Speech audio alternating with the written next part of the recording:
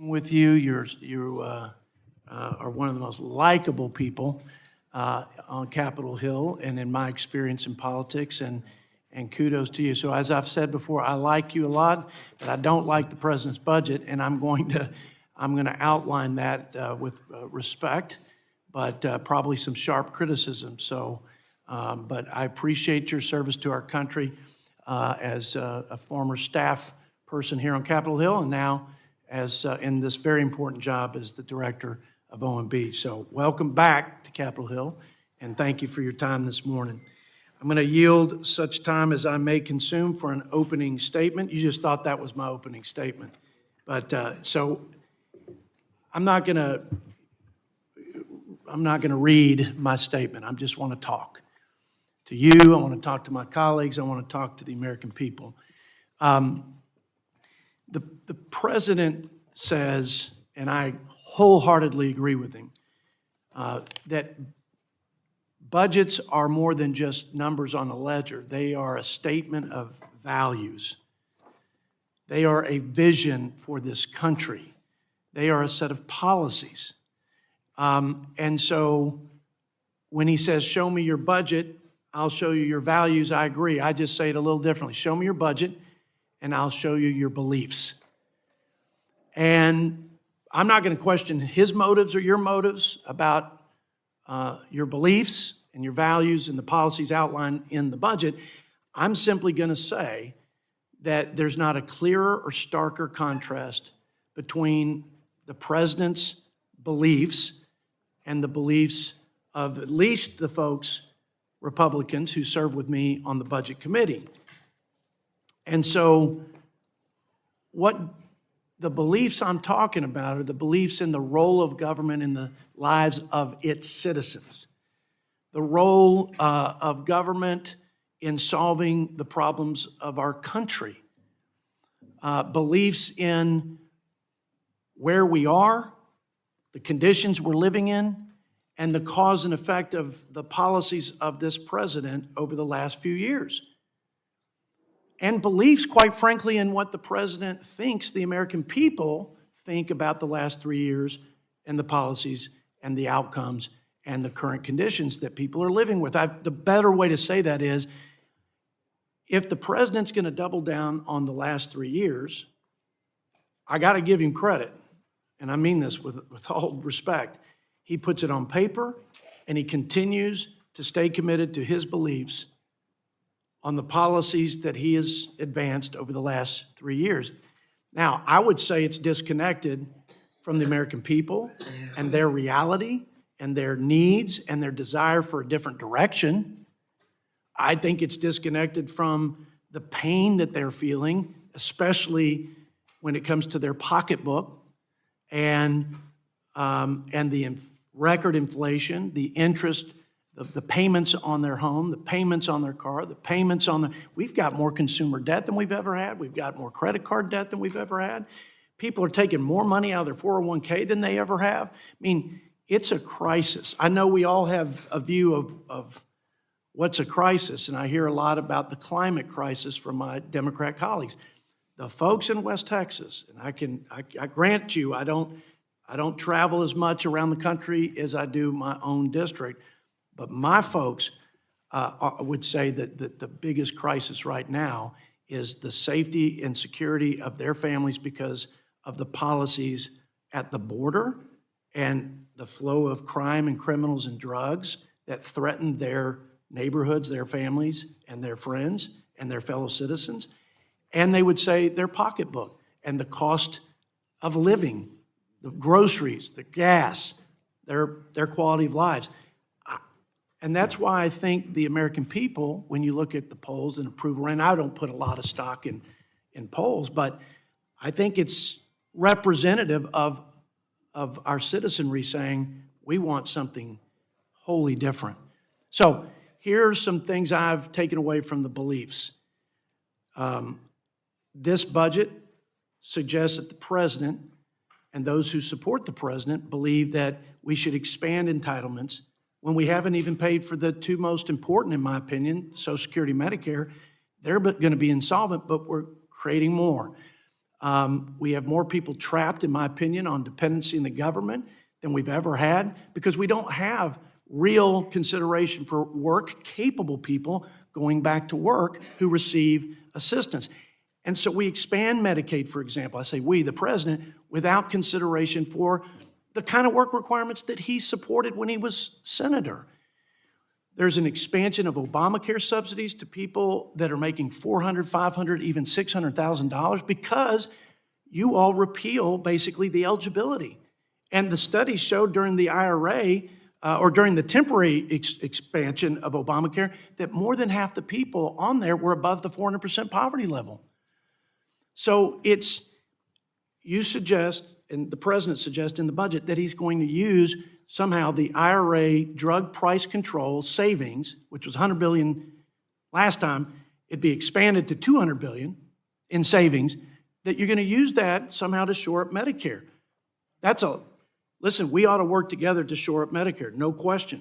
And kudos, I guess, to the president for at least outlining a way to do that. He grabs for a tax hike of about $750 billion, and then this savings from the drug price control. I disagree with that strategy and that policy, but nevertheless, that's what's articulated. But here's my question. Why should we believe the president's going to use those savings when the last time through the IRA, there were savings in Medicare that were used to subsidize green energy tax giveaways? It didn't go back into Medicare and shore it up. So you're saying things in this budget that in practice haven't been followed. Let me be clear. There are things that Republicans have said that we haven't followed up on. And we got a piece of paper that's very different in terms of our beliefs. I guess you could go back to the biblical admonition, show me the fruit of your works. Faith is dead and belief is dead without works.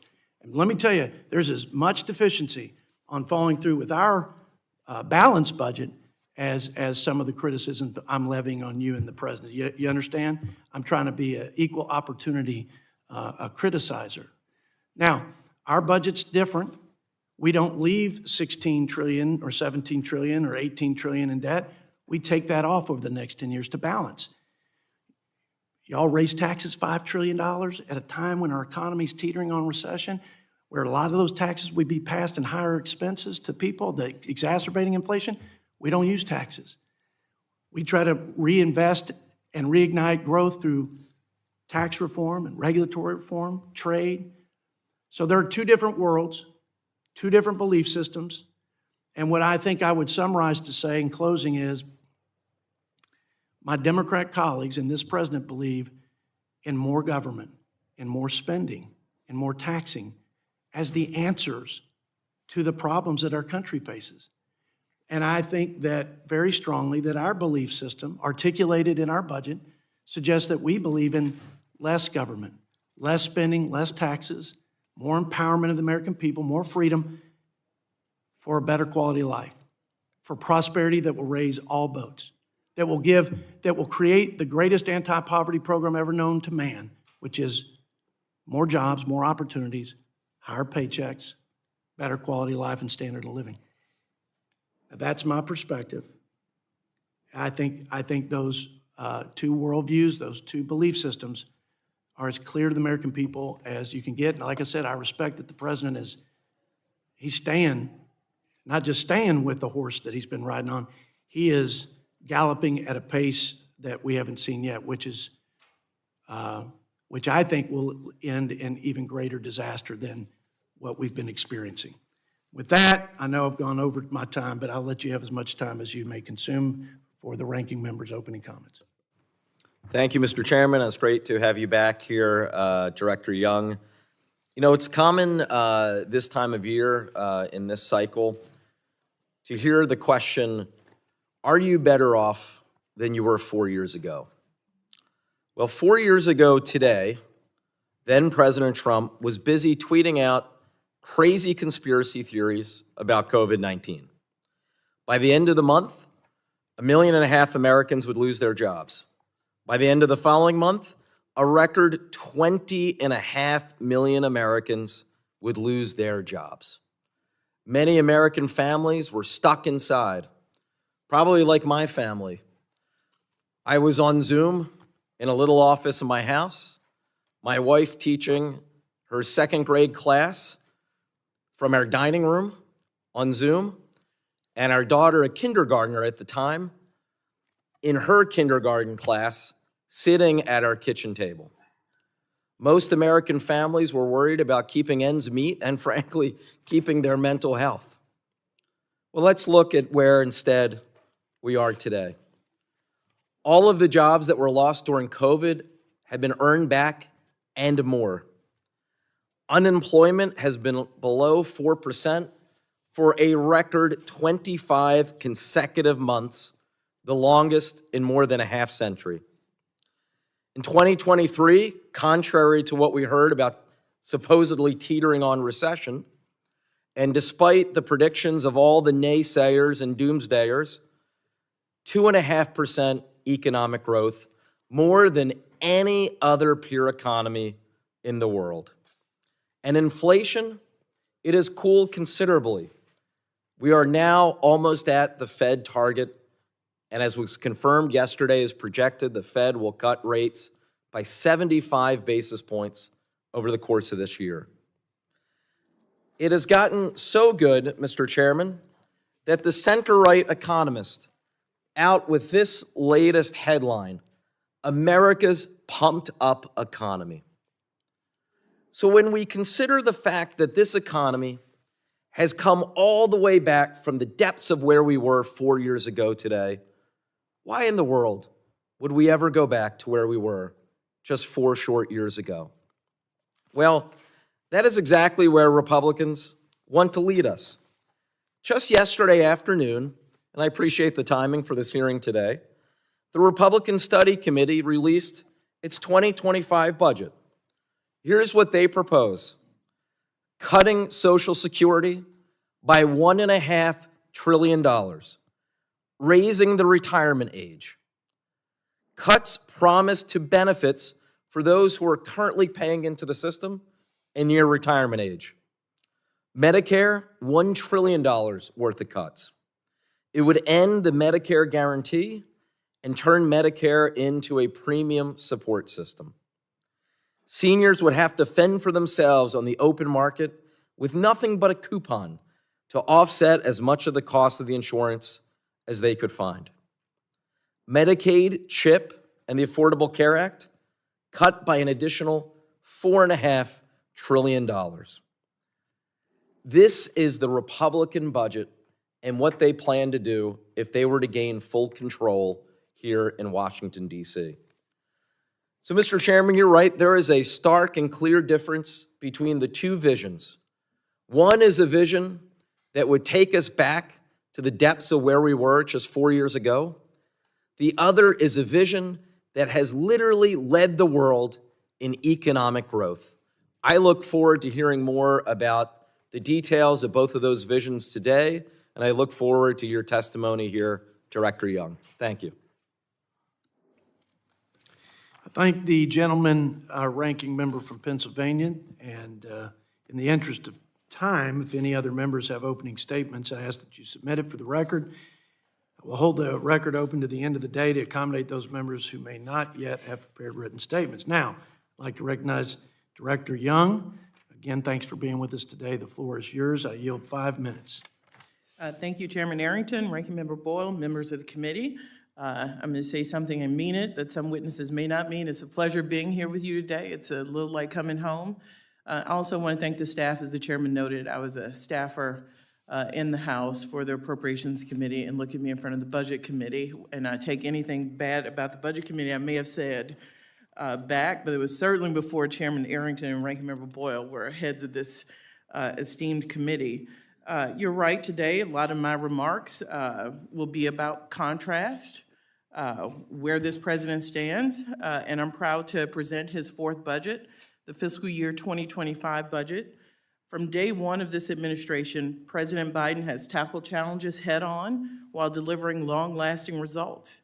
Over the past 3 years, he has overseen a strong economic recovery, amassed one of the most successful legislative records in generations, grown the economy from the middle out and the bottom up, and delivered important progress for the American people.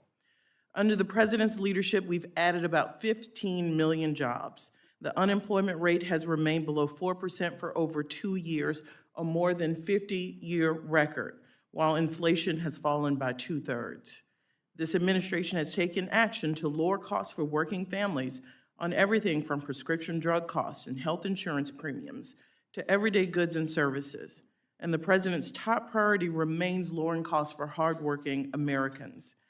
At the same time, the president has also restored U.S. leadership on the world stage while keeping Americans safe and promoting democracy here and abroad. The president has delivered this progress for the American people, all while fulfilling his commitment to fiscal responsibility. The deficit is more than $1 trillion lower than when the president took office, thanks in large part to a strong economic recovery. In addition, the president has also enacted another roughly $1 trillion in savings over the next decade through the Fiscal Responsibility Act. The president's 2025 budget details the president's vision for a more equitable, prosperous, and powerful America, with proposals for responsible pro-growth investments in the American people. The budget protects and builds on the progress made over the last 3 years and proposes additional policies to lower costs for hardworking families, including for health insurance, prescription drugs, childcare, utilities, housing, college, energy, and more. These investments will help working families keep more of their hard-earned paychecks and strengthen our economy. It also invests in America and working families. President Biden has shown us that we can be both fiscally responsible and invest in America. The budget will bolster manufacturing and industry across the nation, make our communities healthier and safer, provide paid leave, support research in cancer, deliver for our veterans, cut taxes for families with children, promote a flexible and dynamic workforce, and more. The budget protects Medicare and Social Security, bedrock programs that generations of Americans have counted on and seniors have paid into their entire working lives. It extends Medicare solvency indefinitely by requiring wealthy people to pay their fair share toward Medicare and reducing prescription drug costs. And it reflects the president's commitment to reject any benefit cuts to Social Security, extend solvency by asking the highest income Americans to pay their fair share, improve financial security for seniors and people with disabilities, and ensure that Americans can access the benefits they earn. And in what will be a decisive decade for America and the world, this budget reflects the national security strategy by including robust investments in military readiness, our diplomatic and development tools, and honors the sacred commitment to our veterans. The budget achieves all of this while building on the president's proven record of fiscal responsibility and honoring the president's promise that no one earning less than $400,000 per year will pay a penny more in new taxes. His budget reduces the deficit by roughly $3 trillion over the next 10 years, on top of paying for new investments by cracking down on fraud, wasteful spending, and abuse, including by reducing prescription drug costs and making the wealthy and corporations pay their fair share. Thank you, Mr. Chairman. Thank you, Ranking Member Boyle. And thank you all for the opportunity to appear here today. Thank you, Director Young. We'll now move to the question and answer portion of the hearing. I yield myself 5 minutes. You mentioned that the president's policies have lowered the debt by about $1 trillion. Let's be clear here. The president was in hiding for about 100 days. Chuck Schumer swore he'd never negotiate a debt ceiling. We had colleagues on this committee saying, it's reckless, we should never do it. And they were sort of, the sky is falling. And because Republicans said, we cannot just have a clean debt ceiling where we don't consider the $34 trillion record debt for this country, the $20 trillion that'll be added, this unsustainable fiscal path. And so Republicans, and this is the truth, I can look you in the eyes and tell you, Republicans led to bring Democrats to the negotiating table, and we actually together reduced spending year over year. And over the 10-year window, about $1.5 trillion or something close to that. Now, I appreciate that the president and the administration worked with us, but had Republicans not pushed back, had we not led, Ranking Member, we wouldn't have that record. So I think the people need to understand that that's the kind of pushback and kind of political courage that Republicans and Democrats have to exercise if we're going to bring the debt down.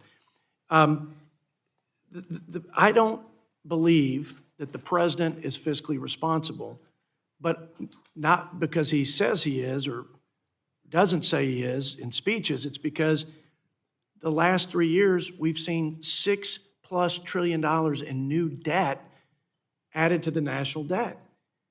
And because his budget that we're talking about today puts us on a path of the highest sustained spending, taxes and debt in the history of the country. That's a fact too. There's nothing fiscally responsible about that. Leaving an average debt of $1.6 trillion a year is not fiscally responsible. That's a deferred tax on our children. We're going to bankrupt the country. Again, there's no perfect plan, and Republicans they're not a profile in courage on reducing spending like I think is the driver of our debt. But no, this is making things worse. This is gasoline on the fire that is consuming not only the money in the pocketbooks of our fellow Americans, but it's going to burn up any hope for a bright and prosperous future for our children. Now, you thought I had a question in here, didn't you? I'm going to have a question. My question is, if I asked you, and I don't want to trap you, I don't want to play gotcha, we had a FRA agreement, right, out of the debt ceiling, fiscal responsibility agreement. It was a spending cap deal. Well, I thought it was a pretty good deal, and I still think it's a good deal, but it's not nearly as good as I thought, and most members feel the same way. Because, and you're an expert, 8th degree black belt in appropriations jujitsu, we had a bunch of side deals that were off balance sheet spending. The American people have no clue, Director Young, about what is budget authority and what is outlays. What we do is we stuff the turkey of emergency spending, we stuff the turkey of other gimmicks like chimps and rescissions, and the American people never see. And then we go out and do press conferences and press releases that say, we got a top line of $1.59 trillion. We reduced spending. Does that bother you? Because I think if the American people deployed the same budget gimmicks, accounting fraud, they would go to prison, literally. I think it's criminal. And by the way, Republicans do it every bit as much as Democrats. Do you agree with that? Can you opine on that? Will you work with me to clean that up at a minimum? I mean, whether the spending is more or less or the same, can we all agree we can't hide the ball from the American people and that this is accounting fraud? I yield. Well, Mr. Chairman, you won't be surprised to hear my response. I think you'd see two different press releases that came out of that budget deal. I think Democrats were very happy to point out that we were going to be able to maintain spending for child care and NIH and all the other things and produce what we call non-defense discretionary in a flat scenario. We were very honest about that. That was necessary to see 76% of Democrats in the House vote for that package. So why didn't we put it in the budget authority? Why did we have to stick non-emergency items in emergency? Why do we have to put chimps and suggest that we're reducing spending when we're actually adding more to spending? It's fair enough for you to say, we committed to spending more. We think that's a good thing. But it's not the 159. This is money in addition to it. Shouldn't we at least just deal with the numbers that the American people can understand so they know what their government leaders are doing and what they're paying for their government? That's all I'm saying. I'm not saying that you were arguing for more spending. We were arguing for less. There's no question about that. More bureaucracy, more government, less bureaucracy. It grew 40%. The government did, the people's government, since COVID. We thought we ought to right-size the bureaucracy. Fair enough to debate that. But I'm talking about just transparency. Can we work together on making that a more transparent transaction? Mr. Chairman, what matters to me, what matters to the president is what we're able to invest in these programs that help working families across the country. Whether it's in what you call CHIMPs, which are changes in mandatory programs or emergency spending, what matters is how much goes to child care block grants, how much goes to Head Start. Mr. Chairman, if there is interest in doing that straight in budget authority, we're with you. But we were negotiating in good faith with then Speaker McCarthy, who had his own outline of how he'd like to see the numbers come in. And we, as you point out, came to the table and worked out a deal. The bill you all see today and that you're going to vote on fiscal year '24 complies with that deal, but I appreciate the complaints about it. But it is a show of bipartisanship that both parties were able to come together. We're 6 months late. And we certainly hope, and you'll hear from the president, that that bill is passed as soon as possible to prevent a avoidable shutdown. So you have my commitment to work. If the other side wants this all in budget authority or chimps, doesn't matter to us. What matters is the investments we're able to make for the American people. I will reserve my comments so that my ranking member and other colleagues can ask their questions. So, Ranking Member Boyle. Thank you, Mr. Chairman. I'd cited this week's cover of The Economist. It's not just The Economist. All of these news outlets as well. I thought I'd read off a couple in terms of the performance of the economy under the Biden administration. Washington Post, U.S. economy's rising growth, falling inflation quells recession fears. Bloomberg, U.S. is still world's biggest economy as it extends its lead over China. BBC, U.S. economy is powering ahead of Europe's. CNN, another shockingly good jobs report shows America's economy is booming. The Guardian, Biden right to say U.S. economy is world's strongest, Trump ally says. And I could go on and on about the record of this administration as it relates to economic strength. Let me turn, though, to Social Security and Medicare. I talked about the Republican budget just released yesterday, the Republican Study Committee, which includes 80% of House Republicans, proposing trillions of cuts in Social Security and Medicare. That does seem aligned with what former President Trump said. Just last week on CNBC, former President Trump said, quote, "There is a lot you can do in terms of entitlements, in terms of cutting," end quote. I'm wondering if the president agrees, if President Biden agrees with former President Trump's view about a lot to do in terms of cutting entitlements or the House Republican budget, which cuts Social Security and Medicare. Do you agree with that approach? And what approach does President Biden's administration take in his new fiscal year budget? Ranking Member Boyle, you heard it from the president himself at the State of the Union. He will not sign any legislation, and we will do anything to prevent benefit cuts in these. And you heard me speak about this. These are not just programs for people who've paid into them their entire lives. Imagine having the rug pulled from under you, thinking you were going to retire, thinking Social Security and Medicare are going to be there for you. Now, we think there should be plans to make sure they're solvent. And in addition to no benefit cuts, we believe the highest income earners in this country paying more into both of those programs would create a solvency situation without having to cut benefits. Yeah, let me interject there just to segue to what I think you're about to speak to. Where there has been bipartisan agreement, a number of us, both the chair and me as ranking member, have acknowledged that with Social Security, the trust fund is projected to expire in 2034. In Medicare, the trust funds are set to go insolvent before that. So no one up here is saying that we can't do anything. I was wondering if you could address that and talk about the president's approach. Yeah, I talked about the principles he believes in Social Security. One that doesn't get as much attention, including no benefit cuts and asking the wealthiest Americans to pay more into Social Security, is we need to make sure Americans can access their Social Security benefits. Look at the Social Security Administration's budget. As beneficiaries grow, the number of staff and resources are on a complete opposite curve on the way down. We have asked for increases, speaking of non-defense discretionary, when we don't fund that, we don't fund things like Social Security Administration. So we implore you to please pass the Social Security Administration 9% increase the president's asking for. On Medicare solvency, you've seen this proposal before from the president that asks the wealthiest individuals to pay 1.2% more into Medicare. As the chairman is right, also the prescription drug savings, if we expand the prescription drug provisions allowing Medicare to negotiate that saves for seniors and also saves for the government. We also close tax loopholes. Those who find ways not to pay into Medicare, ensure that they do. Those things would extend Medicare insolvency in perpetuity. That's a big deal, and I hope we can take that proposal seriously and get it debated.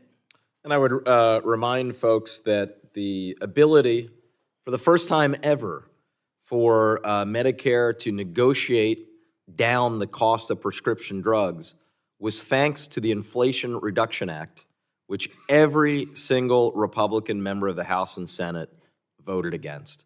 And with that, I thank the director, and I yield back. I thank the gentleman for only using the 5 minutes. He continues to Democratic efficiency again, Mr. Chairman. teed that up for you. Ralph Norman from the Palmetto State, 5 minutes, sir. Thank you, Mr. Chairman. Thank you, Ms. Young, for appearing. Thank you for your call, too. You're always good about that.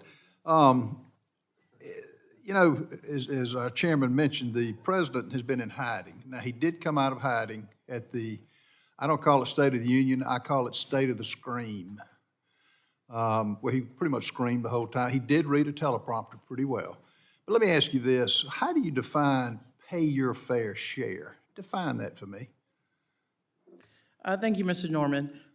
In our suite of proposals on revenues, I can talk about a few of them. One, corporations before 2017 tax law paid 35%. We would ask that corporations go to 28%, so not even as far back as they were paying before the 2017 tax law. Taking into capital gains as regularly ordinary income. We are trying to get revenues back to, when we talk about surpluses in 2000, 2001, back to those historical averages that allowed for those, the room to create surpluses. All right, let me ask you, if you ask everyday Americans, would they agree with a $4.7 billion Southwest Border Security Fund that absorbs illegals? It doesn't stop it, it absorbs them into the country. Would the average American agree with $3.2 billion for advanced gender equity and equality worldwide, whatever that means? Would they agree with $2.5 billion for the Centers of Disease Control to address the causes of violence in the communities? Define that for me. When he's letting everybody from 160 countries, including gang members, come into America. $60 million for gun violence research across the CDC and the National Institute of Health. When you're letting everybody come in that, as has been seen, the crime in this country is skyrocketing, would Americans agree with that? Would Americans agree with $11 million at the DOI to preserve stories of cultures and history across America? Somebody define that for me. I'd love to follow those checks and see where they're going to. My issue is the priorities. I think if you ask everyday American, they would revolt against this. That's why his approval ratings are in the tank, and they're going to even lower. A question that I have that many people that's buried somewhere, either in the budget or the appropriations. In 2018, there was a bill that put up to basically set up the GPS backup system, which is the security of America. 2018. Up to this date, CBO scored it as a revenue producer. It hasn't been enacted since 2018. And it may not be a fair question because you may not know it, but could I get an answer on why this isn't a top priority? Who is stopping this at the DOT or whoever's the OMB has undermined this, but this is a national security concern. Would you give that back to me in writing? Happy to, Congressman. Happy to look into it. You said not enacted yet. I assume it's enacted. You're trying to figure out implementation. Implementation of the GPS system, which everybody listening to this and in this room uses, but it's a national security issue. The fact that we are, as the chairman mentioned, we're $35 trillion in debt and rising. We can ignore the other agencies if we want to, but they're running in the red too, from Medicare, Medicaid, Social Security, Highway Trust Fund. It's unconscionable what this administration is doing to not solve the problem now, particularly as we've got a national threats that are being highlighted by our own people in this administration's cabinet. The FBI director is saying the red lights are going, the blinking lights are going off. And I guess it's going to take, I don't know how many more fentanyl deaths we have to have that's a direct result of this administration ignoring the immigration issue. I don't know how many more Lake and Riley's, which he did get the name out during the screaming union, but he didn't get it right. How many Kate Stiley deaths we have to have before we say enough is enough. And the money, the priorities have got to be redirected. I got 20 seconds if you'd like to respond. I would. Look, the immigration, I've been in this town for 20 years, is a difficult issue as any that faces Congress or any president or administration. President Trump address it with the law. And we had a chance to do something on a bipartisan basis No, in ma'am. the Senate that would have helped stem flow and allowed us to have an orderly border 5,000 a day, you call that stress, having with the a, resources needed. that's not right. Thank you, I appreciate you coming. I thank the gentleman from South Carolina. Now yield 5 minutes to my friend Scott Peters from California. Thank you, Mr. Chairman. I guess we've reached the point where if you don't like the content of a speech, you just insult the person who gave it. I've heard he's doesn't have the energy to be president, then heard he's got too much energy, whatever. I think we're here to talk about budgets, and I'm sorry to hear that, but that's the common thing we get now.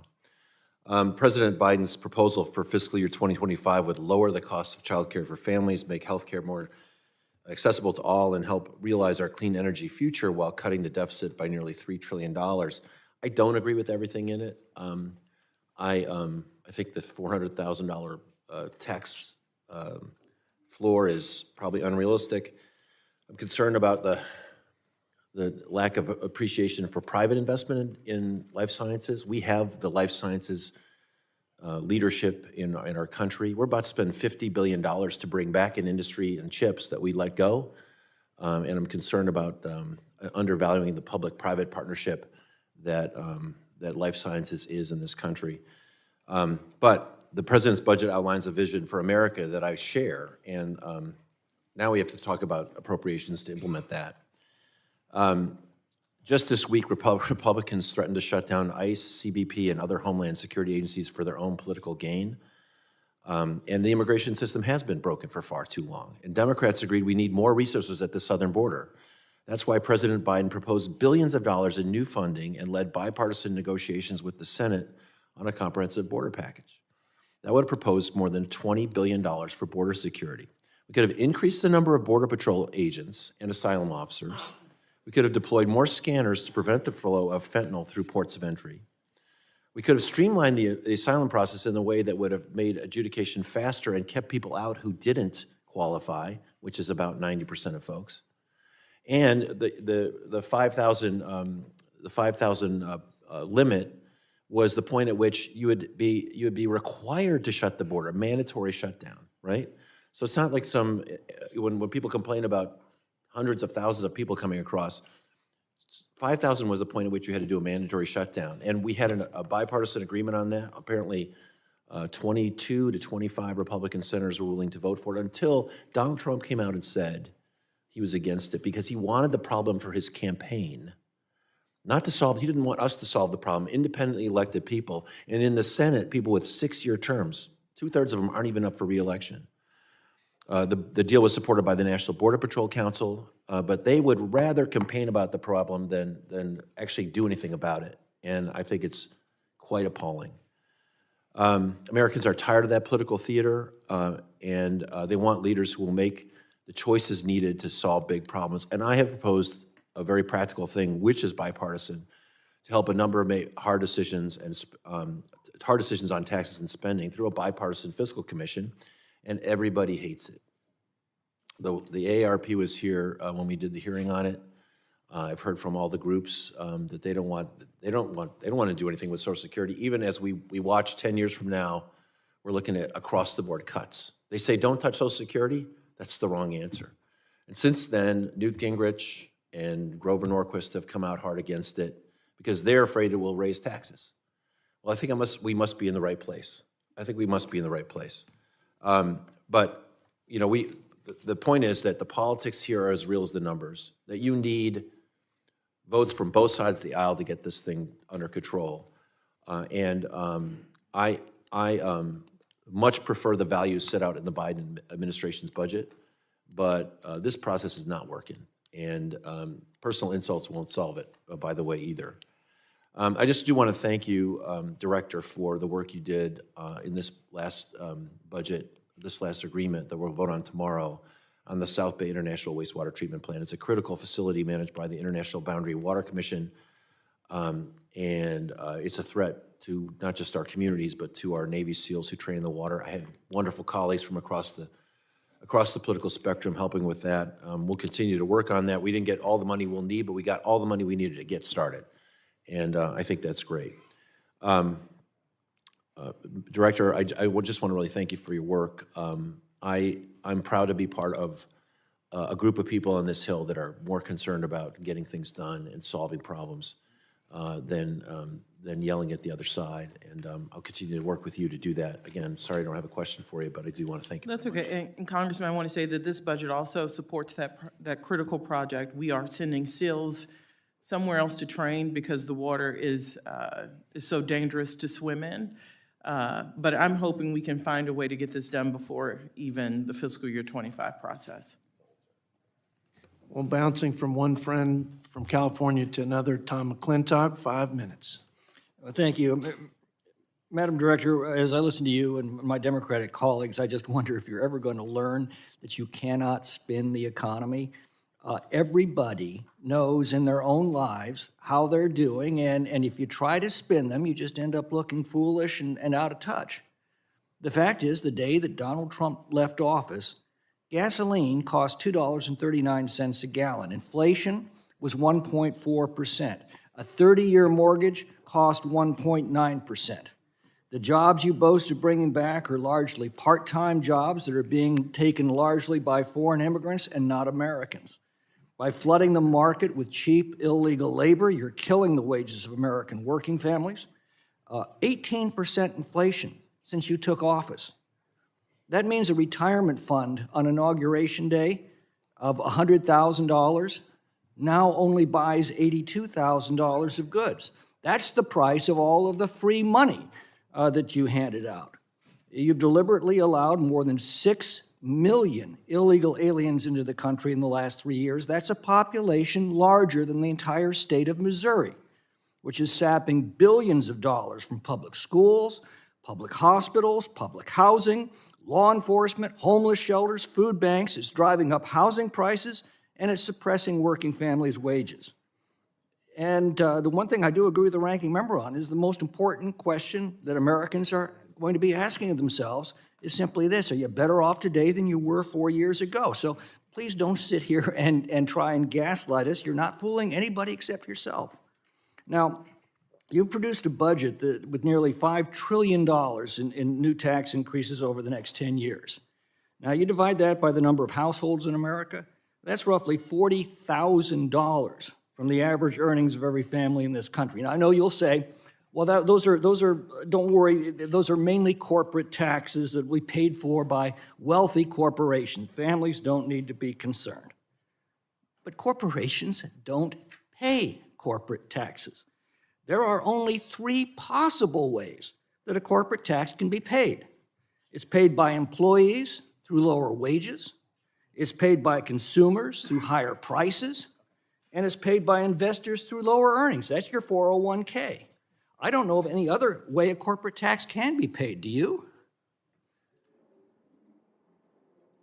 Mr. McClintock, corporations could stop doing as many stock buybacks and not pay their people less and not pass on costs to the American people. Well, that's not true. That comes directly out of their earnings that they use to pay their employees, the earnings that they use to keep prices down in a competitive market, and the earnings that they pay to investors, which are people's retirement funds. You know, you've already required taxpayers to pay off $132 billion in loans taken out by college students. How much more are you proposing in this budget? Mr. McClintock, I'm sorry, I'm having a hard time hearing you. What are the What was the question? You've now required taxpayers to pay off $132 billion in loans from college students. How much more are you proposing?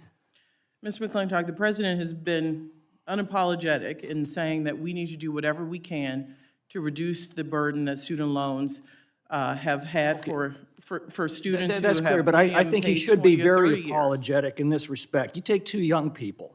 One takes out a loan to get a degree in, say, ethnic and gender studies. That gets them a DEI position at, say, the University of Michigan. Average pay there is $96,000 for such a staff position. The other young person takes out a $100,000 loan to buy a truck. That brings an average of $48,000 for a trucker in a year to bring all the things that we need in life. How is it fair for the truck driver to be forced to pay for college graduate loans in addition to paying off his own loans? Mr. McClintock, there are also truck drivers who have taken on student loan debt, hoping for a brighter future, and have So not are you gotten the gonna have- jobs that they've been Are you promised by some proposing the college institutions. student making $96,000 should help pay off the trucker's truck loan? I think you're using one example. There are many truckers who have student loans who have benefited from this president's policy. Here's the fine point of the matter. In a free society, every consumer votes every day with every dollar he spends on what the economy will produce. When government takes that dollar from him, it reduces by just so much, not only the choices he can make for his own family, it reduces by just so much the incentive he has to produce goods and services for others. That's why socialism produces misery and poverty wherever it's imposed on a society. Now, you've just proposed the highest peacetime government spending ever. That takes away the choice of individual consumers to meet their own needs and with their own earnings, and it destroys the incentives of individual producers to meet consumer needs. That in turn destroys the prosperity that we once took for granted. Nothing good will come of this. And if you can't understand that, it is time that you be replaced by those who do. I yield back. I thank the gentleman from California, and now yield 5 minutes to Ms. Barbara Lee from California. Thank you very much. Good to see you, Director Young. Thank you so much for your leadership and for a budget that, yes, it does reflect, I think, the values of our country. But also, let me just say, I also believe that a budget is a moral document.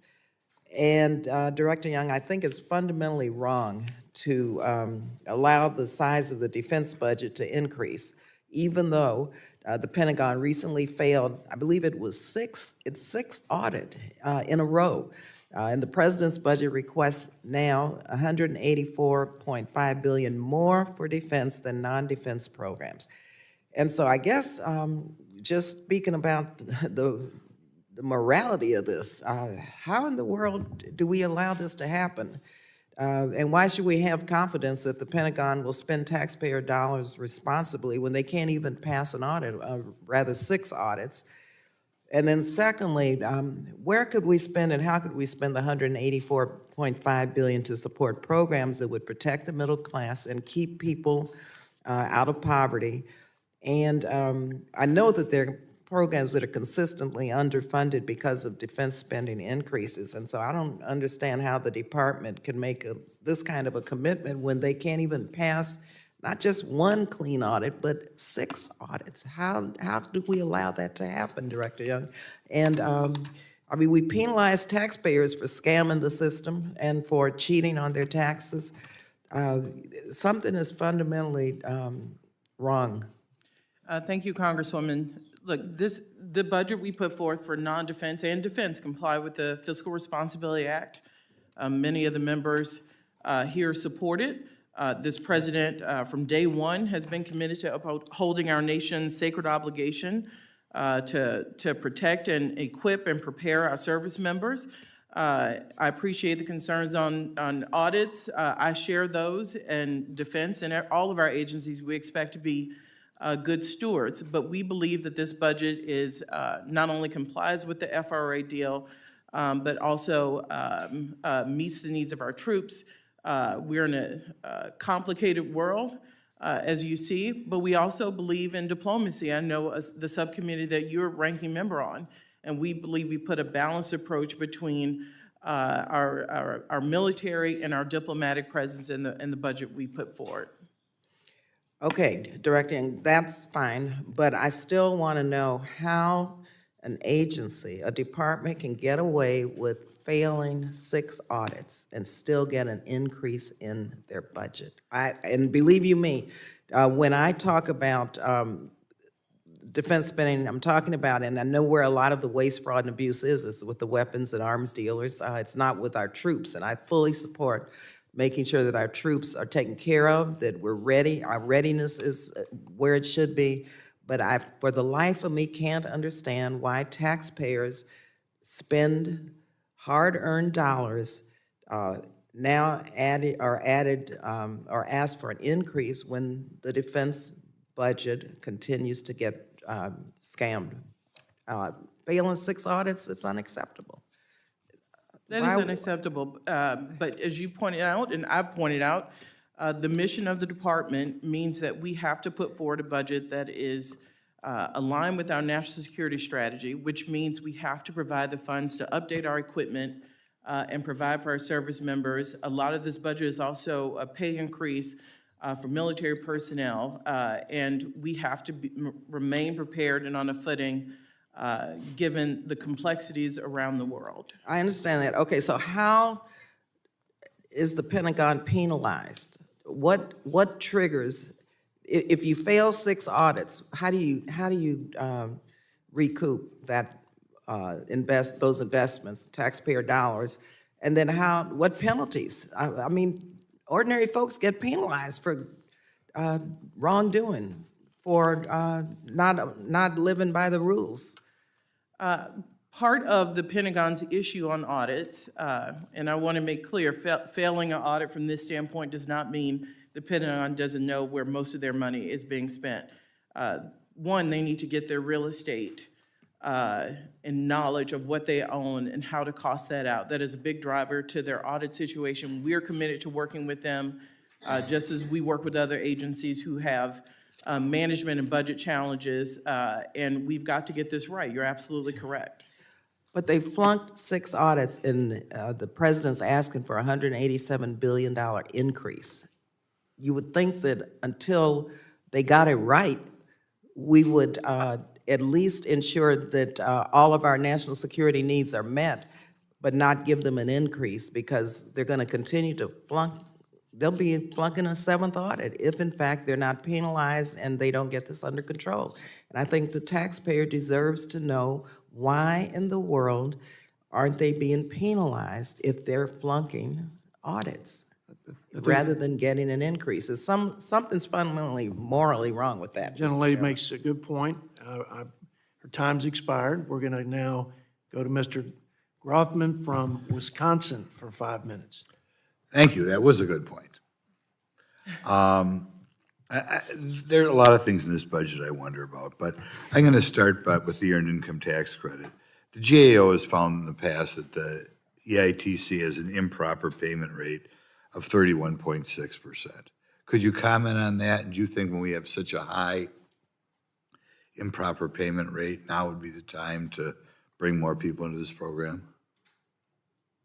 That program and that tax credit has helped millions of working families across this country. We absolutely are concerned, and we report the improper payments as a part of GAO report. They get that from us, so we are transparent about the need to fix EITC. I would be remiss if I didn't see some of the similarities between the last 2 questions. We can try to fix a program without taking away from those who need it most and working families with EITC. I've never been a fan of the EITC, and the more people I talk to in my district, you know, I'm struck by, say, a woman who runs a low-income housing project, or employers who hire people who take advantage of the EITC. As far as employers, they see as the Earned Income Tax Credit is phased out, people don't want to work more, right?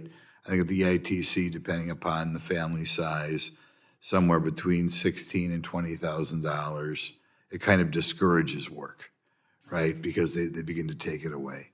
And of course, you're discouraging work by taking away the EITC. At the same time, you're taking away low-income housing and SNAP and everything else.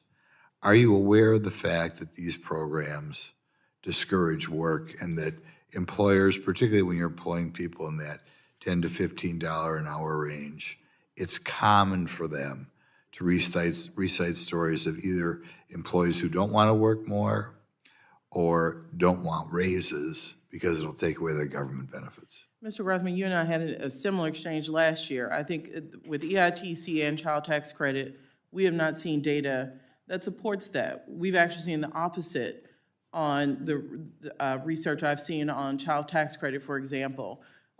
Families who have enough income maybe to put their kids in childcare, women and some men are able to actually re-enter the workforce. So we've not seen that data. I don't know, I asked you last year, but CTC, but similar, in similar vein, does it discourage work? right. They also, obviously, as with many programs like this, and it's true of the Pell Grants, by the way, which you're increasing as well. Let's focus on the Pell Grants. I have heard complaints among constituents that their children don't get Pell Grants, or maybe complaints that their siblings' children get Pell Grants, who don't work as much. Usually if you get married, it makes you ineligible for them because it moves you up the percent of poverty you're under. Do you ever hear complaints of people saying, I'm middle class, my child has to take out the student loans, my sister's not working, her child gets, quote, free college? Are you aware of that perverse incentive in there? You brought up something you've heard from your constituents. I've not heard that complaint about Pell Grants before. Typically, Pell Grants have enjoyed wide range support because they do help working families, not people who sit at home, but working families send their kids to school when they couldn't afford it any other way, which is why we have been committed to doubling the size of Pell Grants. And it doesn't bother you that those Pell Grants, if you're middle class, you're not eligible, but if you're not working or work very little, you're getting an even more generous grant. I think we have a larger issue of college affordability we have to do something about. You're absolutely right, cost of debt. Even people with Pell Grants often have to take on debt. So you're hitting on issues that we have to find solutions to, but one of the key ways to help working families is through the Pell Grant program. I'll give you one more thing. You're expanding SNAP as well. When I tour my food banks, I like to tour them, and it's wonderful to see so many people helping out people in need. But when I tour the food banks in my district, they always make a point that all the food there is what I'll call healthy food. You know, when I go to a food bank, privately operated by a church, what have you, you never see Mountain Dew or Pop-Tarts on the shelf. It's always better stuff. Would you consider, if you're going to expand SNAP, restricting it more to programs like we have for the WIC, where we no longer give unhealthy food, particularly at a time we have a obesity epidemic, we have a problem with diabetes among young people. Do you think they ought to change that SNAP program to make it more like the WIC? Congressman, I'm happy The to. gentleman's time's expired, but I would like for you to I'm go happy ahead and to answer talk his to the question. Secretary of Agriculture and Agriculture about the nutritional requirements in SNAP, and I want to thank everyone here for also their support in WIC, and thank you for bringing up that critically important program. But I will take that back to Agriculture, this idea of nutritional guidelines. I thank the gentleman from Wisconsin and now yield to the gentlelady from Illinois, Ms. Schakowsky, for 5 minutes. Well, it is such a pleasure to see you here today. Thank you so much for what you have done, and I really think that this budget reflects what the president and actually really what the Democrats in Congress have wanted to see for everyday Americans, and to ask the wealthiest people to pay more, which I think is absolutely fair. So I wanted to just ask you what would actually be the effect of asking a small amount of people to pay an additional 25% in taxes which I know, and you can correct me if wrong, would raise about $500 billion for our economy over the next decade. But I'm wondering if you could tell us, Director Young, if you could give an estimate of how many people would actually be subjected to this larger tax, and what is their average net worth? I think you're talking about the tax proposal that we call the billionaire tax. It's also Yes. hundreds of millionaire tax. It affects the wealthiest 0.01% of taxpayers.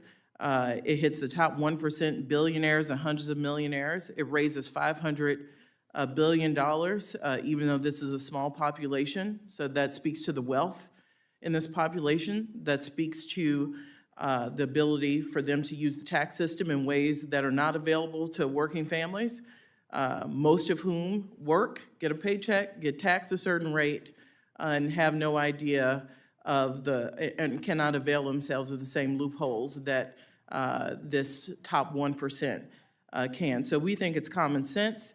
OMB and our CEA at the White House have a report that says some of these hundreds of millionaires and billionaires, the 400 billionaires, the richest Americans, paid a tax rate of just 8% from 2010 to 2018. And that compares to what the average American might pay. That's right. what? They should not get to pay over 10% less than nurses, firefighters, teachers, and people who go to work every day and get taxed on their work.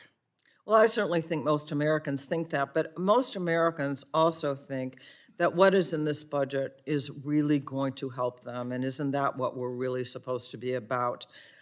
We know that the permanence of the child tax credit, which we saw in the 1 year it worked, that it reduced child poverty by almost half, that we're going to have universal preschool, which would be so fantastic, a doubling of the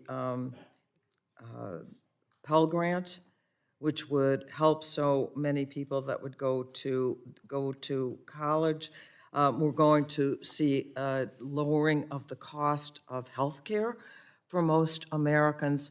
This budget answers the needs of most Americans, and I am so much in favor of it, and I think if we, regardless of party, ask people if these are the things that you want to see the federal government do for you, then this is it in the budget that has been presented.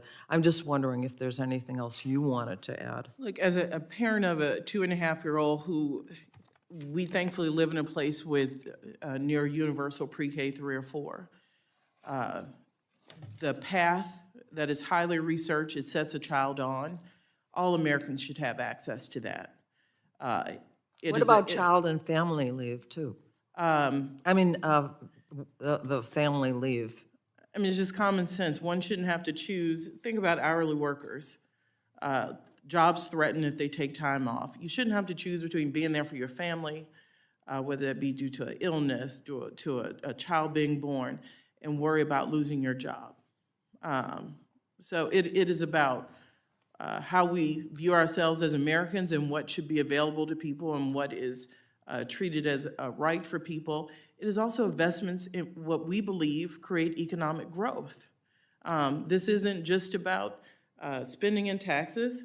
We want to also invest in programs that will allow the economy to stretch, bring more people into the workforce. We believe childcare, pre-K, paid leave will help do that. So no downside. We help the economy and we help the American people. Thank you, and I yield back. Thank the gentlelady from Illinois. Now yield to my friend for 5 minutes from the Keystone Statement. Mr. Chairman, I don't want to take up Mr. Smucker's 5 minutes, Yeah. but I do want to say you all aren't making me cry. I'm having a lot of allergy problems, so feel free to have at it, Mr. Smucker, I promise you. Yeah, wait till this Smucker, 5 minutes Mr. is done. Smucker, please be gentle with the director here. I think they're tears of joy over the reverse the curse. Absolutely. Balanced budget of ours. Okay. Well, good morning, Director. Good to see you. You're familiar, I would expect, with the financial report that is produced by the Treasury on an annual basis? I am. And you've read the 2023 report? I've seen highlights of the 2023 report. What would you say is what the outcomes over the next 75 years? It depends on if it is a baseline, which is baseline based, not assuming the president's budget is enacted, is going to show something similar to our baseline budget. Well, let me show. Where debt will, I'm sorry. that debt will increase. Yeah. If we don't do things like the president has presented me- in his budget. Okay, we'll get to that. Let me show you this chart from that report showing debt to GDP over the next 75 years. This is a long-term outlook showing that debt to GDP will go from its current level of 97% to about 500% in the next 75 years. And in the report, the Treasury, your administration, says, and you can put that away now, but if changes in fiscal policy are not so, I'm sorry, it says that, first of all, the projections in the report show that current policy is not sustainable, says that multiple times. I think that's the underlying conclusion to be drawn from that. Absolutely not sustainable. And it talks about the urgency of addressing it sooner rather than later, says if changes are not so abrupt as to slow economic growth and those policy changes are adopted earlier, then the required changes will be smaller to return the government to a sustainable fiscal path. Couldn't agree more with what they're saying here. What are the drivers of that increase in debt? What programs? So, Mr. Smucker, you know the majority of government outlays are in what we call entitlement programs. Social Security, Medicare, Medicaid. Yeah. You said earlier that your budget would create solvency for Social Security without needing to cut benefits. That is not true. And in fact, I'd like to submit for the record, Mr. Chairman, a report from the Tax Foundation showing that if we indeed did what the Biden administration is recommending, raising taxes for those over $400,000 as outlined in this budget, it would raise about $3 trillion over a decade. The shortfall in Social Security and Medicare. Without objection, so ordered. Thank you, Mr. Chairman. The shortfall over a 30-year period in these programs, as outlined in this report from your administration, shows that that shortfall is about $78 trillion. Raising revenue does not come close to fixing the problem long-term. Do you agree with that? Mr. Smucker, I think you are using the cost over a longer period. Yeah, but it's And 78 trillion compared to 3 trillion in Yeah, over revenue. a different time frame. Yeah, 10 over 3 times, but 78 trillion is far more than 3 times. It will not. The facts are what they are. Raising revenue will not be able to fix the problem. It's why I agree with Scott Peterson that we need to have a real conversation with the American people about how we fix this going forward. It will not work. It's not sustainable. You can't tax your way out of this. It's impossible. The numbers are what they are. And that's why I believe a fiscal commission is so critical, so that we can come together, administration, members of Congress, bipartisan, bicameral, and have a real discussion. I think the American people are willing to make sacrifices. They're willing to step up when they understand that we have to do it or the alternative is really bad. So I was disappointed that the Fiscal Commission was not included in the latest package, and I was disappointed that the Biden administration does not support it.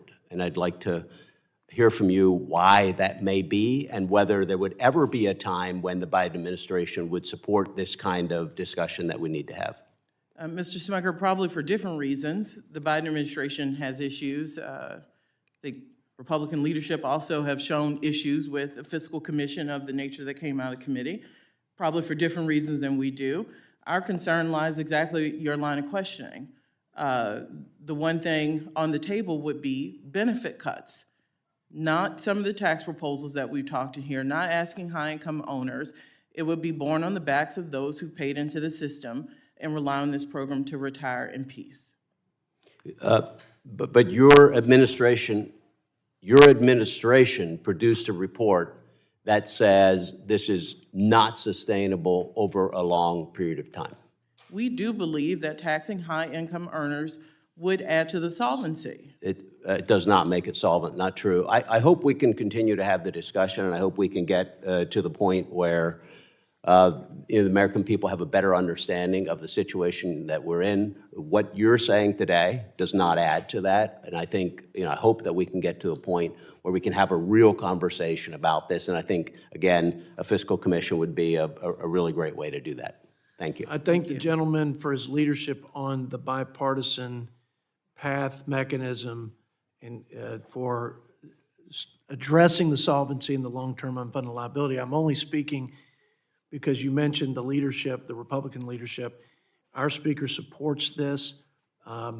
It was a priority coming into the speakership as a new speaker, and we marked it up and got a bipartisan outcome that said everything's on the table. And so there's plenty of criticism on both sides, as Scott Peters said. He said they got folks saying it's a backdoor way to cut Social Security, and some people say it's a backdoor way to raise taxes. I generally think when you got criticisms being lobbed in from both sides, you're probably in the sweet spot for actually doing something meaningful. Mr. Smucker has encouraged through this process all along the way that the White House and the administration be at the table, even when many people said that's a liability. It's just one more way to kill it. And I just would encourage you to take that back and think long and hard about a way that we can really work together to solve the biggest problems, one of the biggest problems for our country. Ms. Wexton, I yield 5 minutes to the gentlelady from Virginia.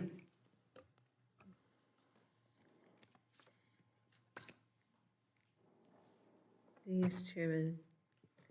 As some of you may know, last year was policy bill. Mr. Chairman, Mr. Chairman.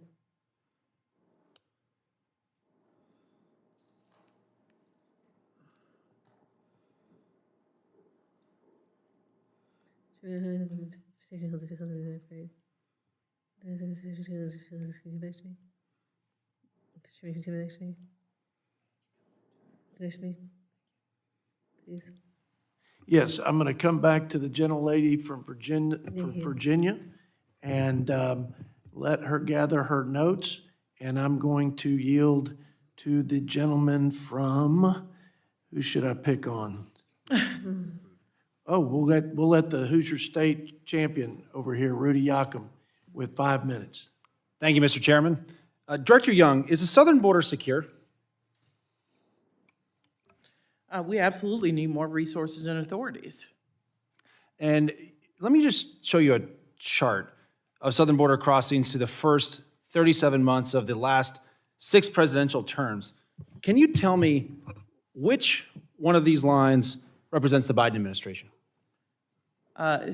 You picked me on a bad eye day, but even if it wasn't, I tend not to guess in these situations, so I'm sure you'll tell me. Well, it would clearly be the top line, showing the highest number of border crossings in the first 37 or 38 months of this administration for the last 6 presidential terms.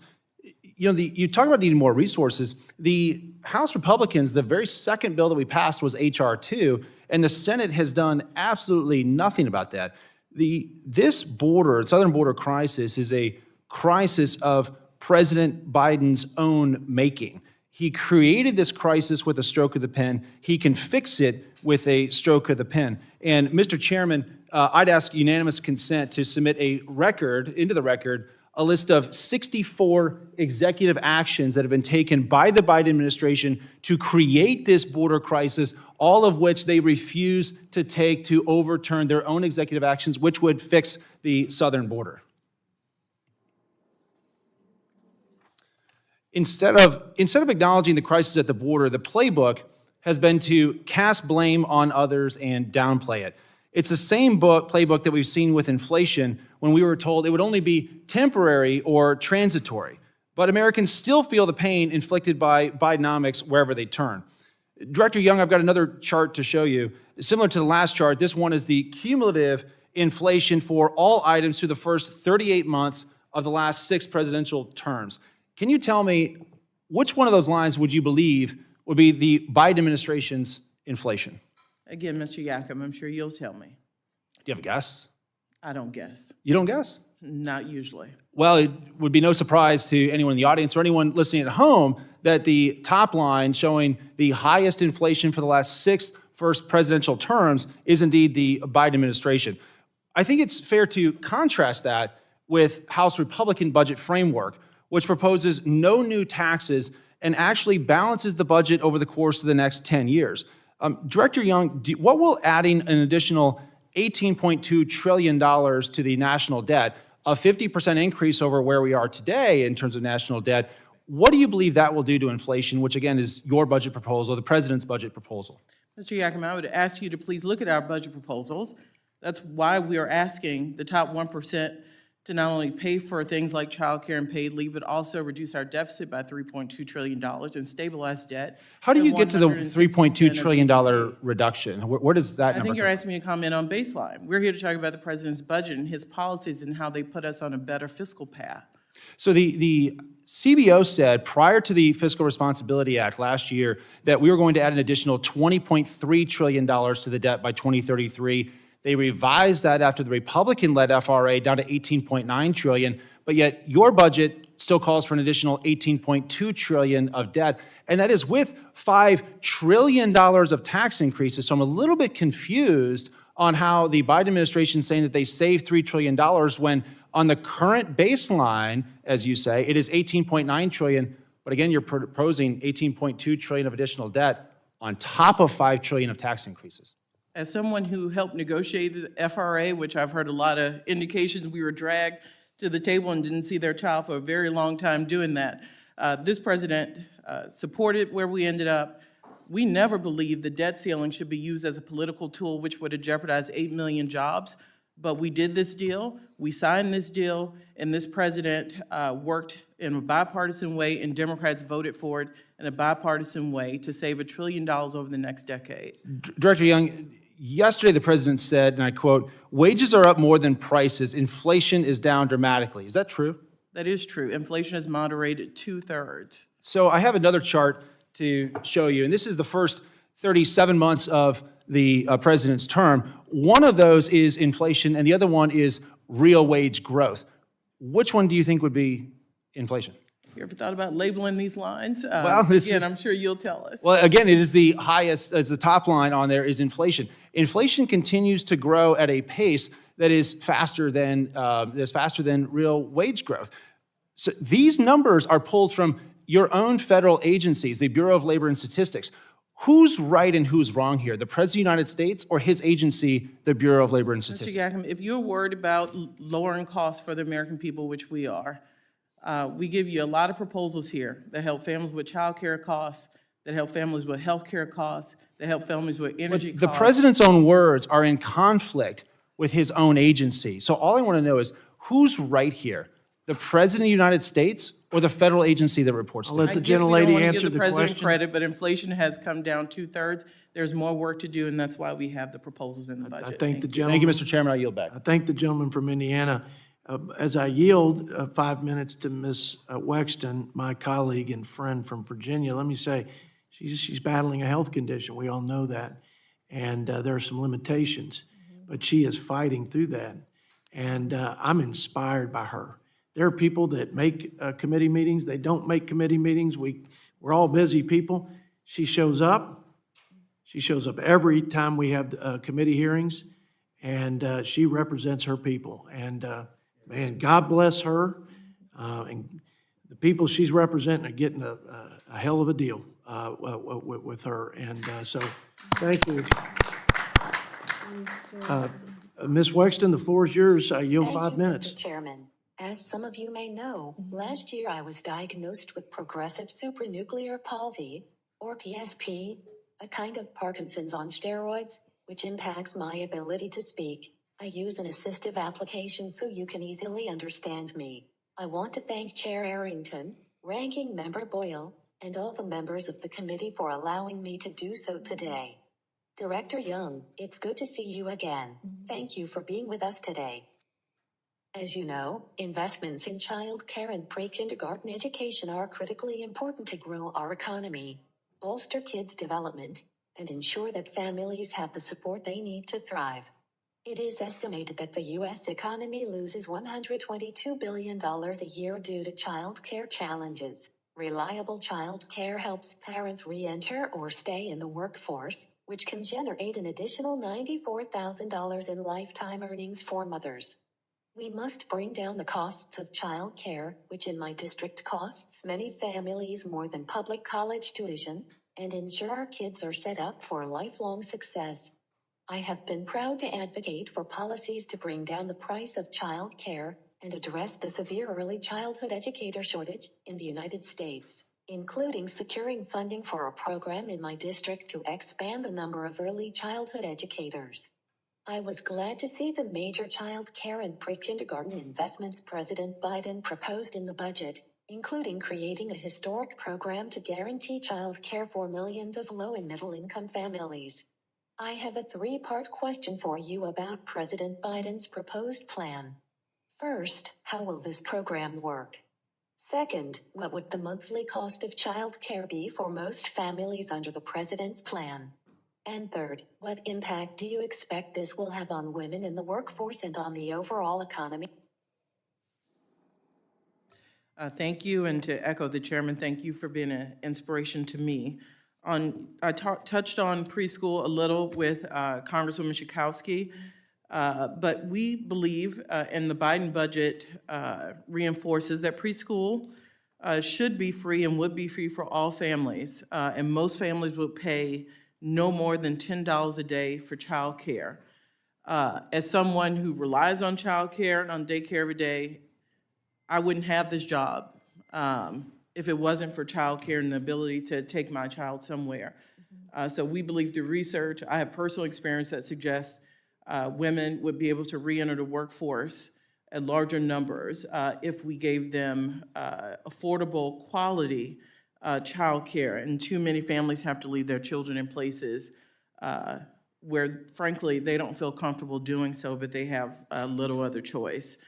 Second, you all already fund a program that is helpful, but we believe we need the full child care program. But this budget also keeps the discretionary program, child care block grants. This budget would add $1 billion from 2023 level to that program and Head Start programs, both critical for families who need health care or child care slots to make sure that they can work and that their children are properly taken care of. What impact do you think you have on the economy overall? What impact do you think you have on the overall economy? Part of the question, what impact do you think you have on the overall economy? What impact do you think you have on the overall economy? Thank you. Thank you. Finally, to make President Biden's plan work, we need to ensure that there are enough skilled child care workers with knowledge of early childhood education and development. How would the president's plan work to expand and improve the pipeline of child care professionals? One, we talked about many times today, doubling Pell Grants would give people the ability to go to college, pursue a career in teaching. Also, we have a proposal that would make community college free. And those students who are given the opportunity to go to school and do it in an affordable way and not taking on enormous amounts of debt would be free to choose education as a career path. Like my grandmother, and it is a profession disproportionately chosen by women.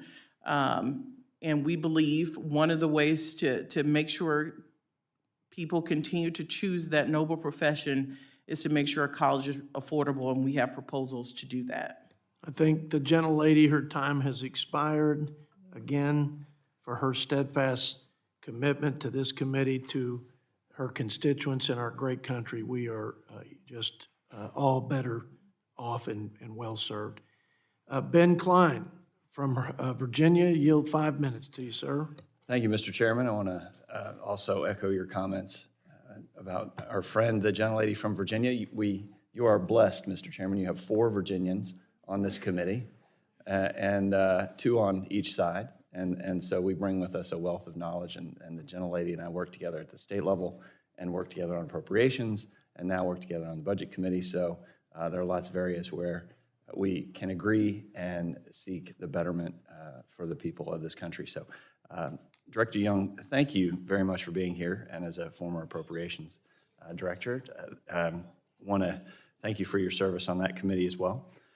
As you know, our country is currently on the hook for $34.5 trillion in debt, with interest payments rising in the ranks on the federal balance sheet to the second highest government expense. The budget proposal presented by the Biden administration with one last opportunity to change course before the American people are presented with the opportunity to make the decision for him.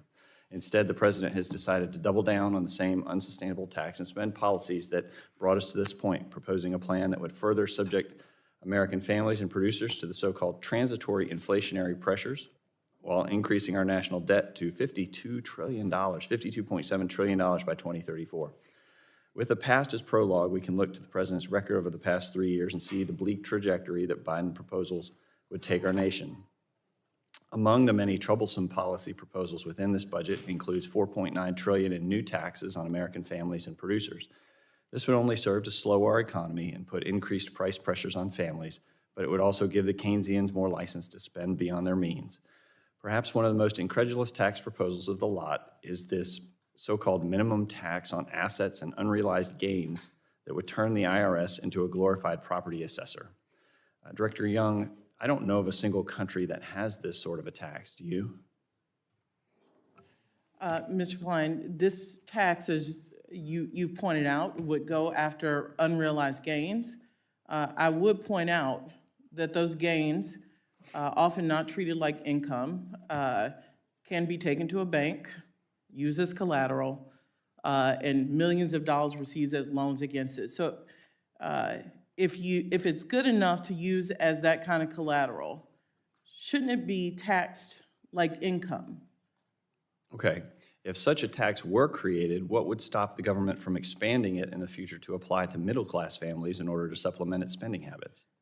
This president, the one asking for it, as you know, has an ironclad commitment. He is not going to sign a bill that taxes those making under $400,000. And certainly unrealized gains is only applied to billionaires and hundreds of millionaires. Certainly not middle-class families, not even close to middle-class families. So you're saying there isn't anything in your proposal that would stop? The law, yeah. Our proposal stops at billionaires and hundreds of millionaires. Okay, well, let me pivot slightly. Do you think that those who are millionaires, according to their assets, should be able to collect SNAP benefits currently? Mr. Klein, on SNAP benefits, those who are eligible, as you know, we, as part of the debt deal, painstakingly found ways to ensure that those who were eligible and provided waivers in common sense ways. So we have sought reforms with Republicans in ways that protected that program. But do you think so it's it's common there sense? for those who need it most. But you don't- I'm not aware of millionaires who are getting SNAP benefits. Well, there is something called the broad-based categorical loophole that would result, that has resulted in over 5 million people who don't pass the asset test, but are collecting SNAP benefits today. This is a big problem, and that's why I introduced legislation to close this loophole. And I would hope that I could get the administration's support on that, because millionaires should not be eligible or collecting SNAP benefits. And I think I heard agreement on that. Well, I said, I'm not aware of anyone doing that, but I'm happy to look at that piece of legislation. Thank you. Continuing on that theme, in August 2021, President Biden's Department of Agriculture defied congressional intent and conducted a reevaluation of the Thrifty Food Plan without cost constraints, leading to a 21% increase in SNAP benefits at the cost of $300 billion over 10 years. As a former approach staffer, do you think the precedent is justified in ignoring Congress and expanding these programs to the tune of hundreds of billions of dollars a year without, in violation of the 96 Congressional Review Act, which requires government agencies to submit policy updates to Congress? Mr. Klein, we believe we are on strong legal footing, that we had every authority to undertake the Thrifty Food Plan. But that was a major policy change, and you ignored the CRA, correct? We have every legal ability to undertake that plan, to provide hungry people with more resources. I will disagree and yield back. Thank you, Mr. Chairman, and thank you, Director Young. I thank the gentleman from Virginia and yield to our friend from New York, Mr. Espeja, for 5 minutes. Thank you, Mr. Chairman. Thank you, Director Young. As an appropriator, I am keenly aware of your great work on this side of Congress and just admire your efforts and your commitment to our nation. Director Young, you've seen an effort here to weaponize immigration. Once again, as it happens every 4 years, when we peddle some narrative to try to get votes and get reelected. And yet, this is the Budget Committee. But I'll share with you some statements that we may have forgotten, but I think that we will all remember. I believe in the idea of amnesty for those that have put down roots and live here. 1984, Ronald Reagan. We must bring undocumented workers already in the country out of the shadows. George W. Bush. George Bush. And George W. Bush proposed and signed into law a guest worker program in his efforts to address immigration. So immigration is not a new thing. It's been dragging along for decades, and this House has failed in its duties to address comprehensive immigration reform. So to try to say that it is something that just happened now under the Biden administration is an effort to weaponize it politically. And they do that because they don't want to talk about daycare and child care. They do that, Director Young, because the president's budget includes a significant funding level for child care, a new program for families making under $200,000 a year would guarantee affordable, high-quality daycare. Daycare has become really expensive. In my district, it could be $700. It could be half or even at the levels of rent every month. So moms that want to get back to the workforce can't do it because it's so expensive, but yet the president has addressed that in his budget. And the other side fails to want to engage in this discussion. They want to talk about immigration because they're weaponizing it, once again, as they do every 4 years. And so I want to ask you, Director Young, how important is this initiative that the president has included in his budget, funding child care for working families?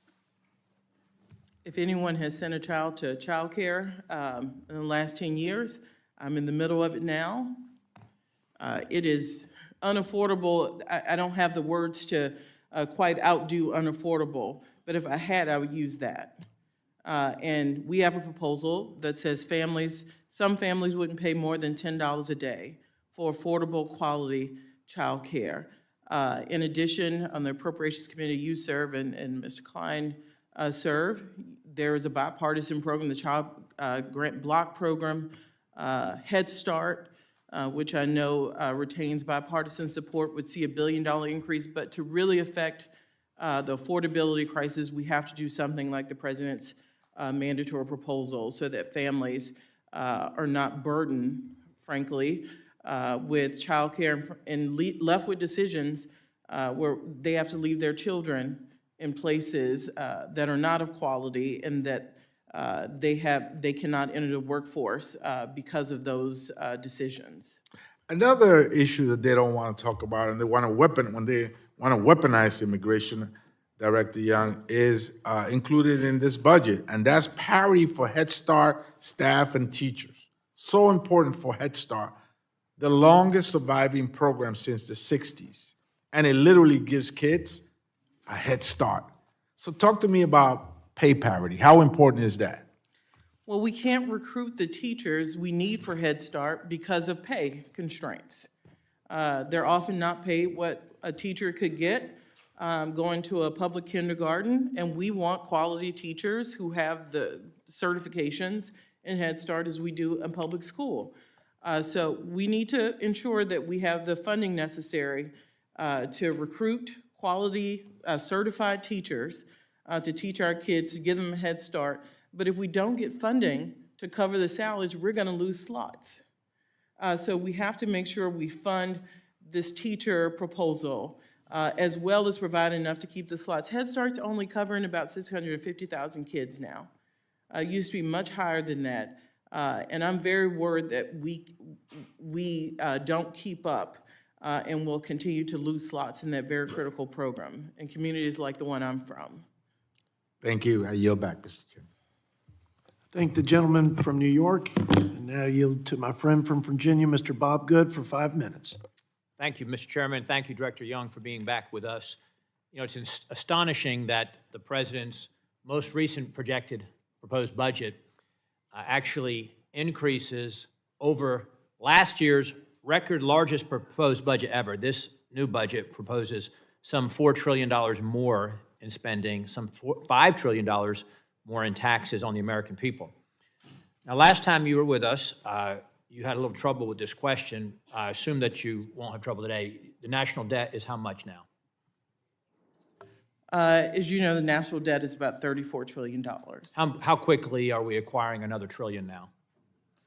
I don't believe we take on debt by average a day, but Okay, so it's increasing by $1 trillion every so, Well, how often? interest rates, as you know, No, are not $1 trillion. They're about The debt is going up by $1 trillion approximately how many days or weeks or months, what would you say? Well, You aware of that? let me point out, one of the cost drivers of That's not, for adding to the debt reclaiming my is time. I don't want to know not about. $1 trillion. Reclaiming my Interest time. on the Thank you. debt. Thank you, Mr. Chairman. Thank you. Do you know how quickly the debt is going up by $1 trillion? I think we just. I just think that would be an important thing to know as the budget director. It's going up about every 100 days or so, another trillion is being added to the debt. What will the debt per taxpayer be by the end of the president's projected 10-year budget? How much would an average citizen owe, or how much per citizen would we owe in debt with the president's projection? Well, Mr. Good, you know we don't tax citizens for debt I payment. didn't ask you about tax and citizens. So the president's projected budget is going to go from 35 trillion roughly to how much the debt is going to go by his projection. Now, this is without extra supplemental emergency or extra spending. By his projection in his proposed budget, how much is he proposing to take the national debt to over 10 years? From the 35 trillion to how much in 10 years? Well, first, Mr. Good, you know debt is cumulative. I'm asking This for president I'm did asking not- for a number. He put it in his Mr. Chairman, budget. can we, He put it in Mr. his Chairman, budget. He put it. parliamentary inquiry, hold on, is the would the witness gentleman allowed to yield? answer the question without constantly being Clock is interrupted? still running. We're going to give you the 2:45. time. We will give you more time. He's asking a question. Director Young, answer his question to the best of your ability. If you don't know, say, I don't know, and then we'll keep going. So what's the question? Let me re-ask my question. At the end of the president's, it's in writing, proposed budget, our national debt in 10 years will be how much? I just want $1. I don't want an explanation, just $1. If you look on S1 in the Hey, budget. let me stop you again. Yep. The only thing I want to hear is a dollar amount Well, in you're 10 going to hear my years. answer. Okay, Which is then S1 I'm going in to stop you and the reclaim budget. my time. This is my time. It's $52 trillion. $52 trillion is what his proposed budget, I didn't make it up, it's his budget. It's It's in in the writing budget, and I'm that it telling would go people from where to 34 look for it. trillion to 52 trillion in 10 years. Now, what does that amount equate to per citizen? If we take the 300, it's estimated, but the Census Bureau says we'll have 350 million Americans in 10 years, 350 million. So if you take the 52 trillion, divide by 350 million Americans, about how much per citizen is that? Mr. Good, that is a false. math narrative. question. It is a false narrative. No, the question not is, bill- if we do take not the, bill my reclaiming my tax time, after thank all you, I didn't Reclaiming ask. his time. Reclaiming my time, if we take $52 trillion, we divide it by 350 million Americans, that comes out to how much? How much do we each owe? What is Mr. our Good, I'm share? not playing into this narrative as if. we Okay, let me bill answer the everyone, question for a you. debt payment. It's $150,000 per citizen is what the president is projecting without any emergency, supplemental, extra spending to take our national debt. That's what he's projecting to do, which equates to about $400,000 per household by his projection. Now, we have never had this level of debt in history. We have never had this level of debt to GDP since World War II, and I'm sure you're aware of that. How would the president propose we would respond to a major crisis, say World War III, or some other, the next virus situation or whatever, with this level of debt coming into it? How Mr. would we Good, are we respond not to in that? a crisis situation now with what's going on in Ukraine? We are- What's going on in the Middle Isn't- East? isn't it This president interesting? has put Isn't it forth interesting? a plan to respond to reclaiming my both time. of Thank you. those Reclaiming my time. Thank you. and the border Reclaiming my without time, this Mr. House Chairman. I'm acting. reclaiming my The time. gentleman reclaims his I time. don't have a question there. Now, it's interesting on the priorities of this administration that the first thing you proclaim as the crisis is what's going on in Ukraine.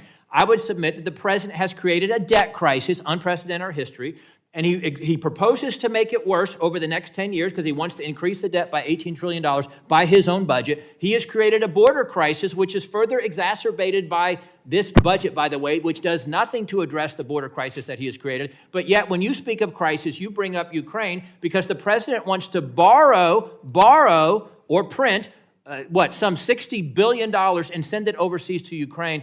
I think it's great that you are illustrating for the American people what this president's priorities are, both illustrated by his budget today and your inability to answer basic questions about the budget today and the impact upon the American people by the debt that he is willfully creating, and you go right to Ukraine. The gentleman I look has forward to 30 your more support seconds. with the border supplemental, Mr. Good.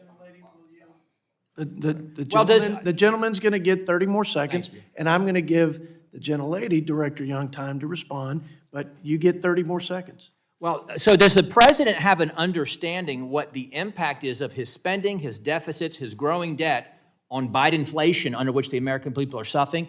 Does he understand the impact, again, of his spending, his borrowing, his printing, his debt that's causing the Bidenflation under which American people are suffering? Does he understand that?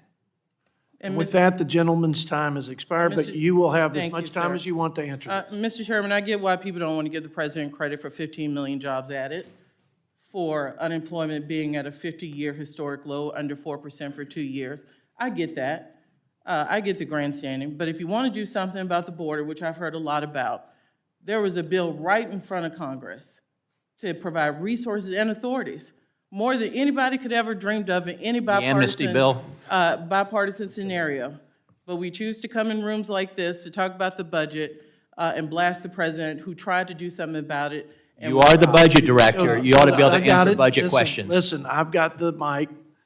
The border has a cost. It's fair to bring it up. It's a significant cost, but the time's expired, and now Ms. Ballin has the floor for 5 minutes to talk about whatever she'd like to. Thank you, Mr. Chair. Thank you, Director Young, for being here. And, we do truly appreciate both your professionalism and your expertise. You're not new to the Hill. And we appreciate the time that you've given us today. I have a question. We just heard this back and forth about the debt. It was kind of hard to tease out the parts because there was quite a bit of talking over your answers. My understanding is that President Trump added $8.4 trillion to the debt, and I'm wondering if I have that correct. You do, and the point I was trying to make is debt is cumulative over administrations. And do you know, was that the largest increase in the debt in modern history? In modern history, yes. Thank you. Appreciate that direct answer. One of the things that I talk about a lot in this committee is housing, and not just because it's greatly impacting Vermonters. We have the second highest rate per capita of homelessness in the nation, which is surprising to people because we are a rural state. But I also like to bring it up in this committee because it is something that cuts across party line. It doesn't matter what congressional district you're representing, you're probably experiencing a housing crisis. And it is a growing crisis in rural America. And so across the country, we have seen skyrocketing rates. We've seen predatory landlords, hedge funds buying up 500,000 homes. I know for me, I think about housing as the basis of stability for families. And so it enables children to thrive. It enables people to get better healthcare outcomes. And I know that we can end homelessness through more humane, cost-effective solutions that ensure that everyone has access not just to permanent housing, but also with supportive services. And I'm wondering if you could this morning tell us, how does the president's budget advance those goals of ending homelessness through more permanent supportive housing so people stay housed? So when we talk about lowering costs, which I think I've heard agreement that we need solutions, the president's put forward a many proposals on housing, and I'd like to talk about a few. One, new first-time home buyer and home seller tax credit of $10,000 over 2 years. That would improve affordability for middle-class first-time home buyers. It also unlocks starter home inventory for first-time home buyers and helps middle-class families who are locked in because of rates. Now, we know rates are going to come down over 2 years. This would be a 2-year bridge, so those middle-class families could move into larger homes if they need to for their families. It would also unlock starter homes. This budget also provides a $10 billion in funding for a new first-generation down payment assistance program. We believe that is critical. We know most Americans hold wealth through home ownership. My family, being one of them, is a way into the middle class to own a home. And also to address the critical shortage of affordable housing communities. The budget provides $20 billion in funding for a new innovation fund for housing experience, which would be a competitive grant program for communities that want to expand housing supply. So this is critical. Part of lowering costs, what families will tell you they're hurting over is housing costs. Yes. We need more housing supply and more affordable housing. These proposals taken together would do that. And I think people really discount the impact that a program like down payment assistance can really have on helping people build up equity. I know that was true when I was in my state legislature. I remember being in a committee meeting with some members of my committee saying, well, does this really make a difference to offer a down payment assistance program? It was so successful in Vermont, we reauthorized it numerous times because the take-up rate was incredible. It gives people an opportunity to get into homes and build up that equity. I'm wondering, too, if you could just touch a little bit on the housing supply issue. There's a critical need right now. How does the president's budget address the shortage in supply overall? Because it is locking up basically at every level of the housing market.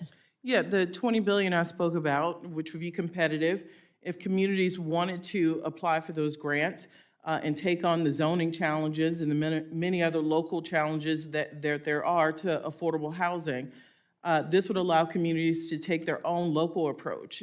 Each has their own issues as to why they can't build enough housing, and that is why we would have a competitive program so people could send in proposals that work for them and work with our housing agencies to develop things that fit for your communities. Well, I really appreciate it. I know I'm over time. I just want to say how important it is for me to know that the president and the administration understands how housing impacts the entire economy. And this is a way for us to have solid footing for individuals, for families, for communities. And I just really appreciate the attention to this issue. Thank you, Director Young. I appreciate it. Ms. Ballant, I lost control of the clock a long time ago, so we're just, but that's okay. We need to make our points. They're important. And my friend, the general, highest ranking officer here in the House, and classmate from Michigan, Jack Bergman, take it over. Thank you, Mr. Chairman. As a Marine, I'm used to sometimes high-intensity situations. This is not one of them. But as I've listened here, reminds me of a time about 40 years ago when I was probably 5 years into the private sector medical market, and I had the opportunity to work for a wonderful leader and boss who believed that all of life could be boiled down to analogies of two types: sports and family living. So let's talk about, family living. 10 years after he made that statement to me, so 30 years ago, I had a chance to realize while going through a tough part of our family life, I realized that I know when no communication is going on, because I was sitting with my then soon-to-be ex-wife, figuring out how to end a long-term marriage, that kids were involved. And I would suggest to you that the kids, when we think about what we've talked about here, I've been trying to put myself in the mind of my daughters at the time who were 16, what they would think of the conversation here. How would it apply to them? And I think there is probably not a person in this room that doesn't say that what we are trying to do here is for the betterment of our kids or our grandkids. So I would suggest to you, until in this case, we figure out a way to repair the relationship between the parents, which in this case is the executive branch and the legislative branch, and all that are within each, we are still going to go farther down the abyss to where we can't climb out. So I would just suggest to all my colleagues that we stop with the rhetoric that doesn't add value to what we're leaving for our kids and our grandkids and our great-grandkids and whatever future generations.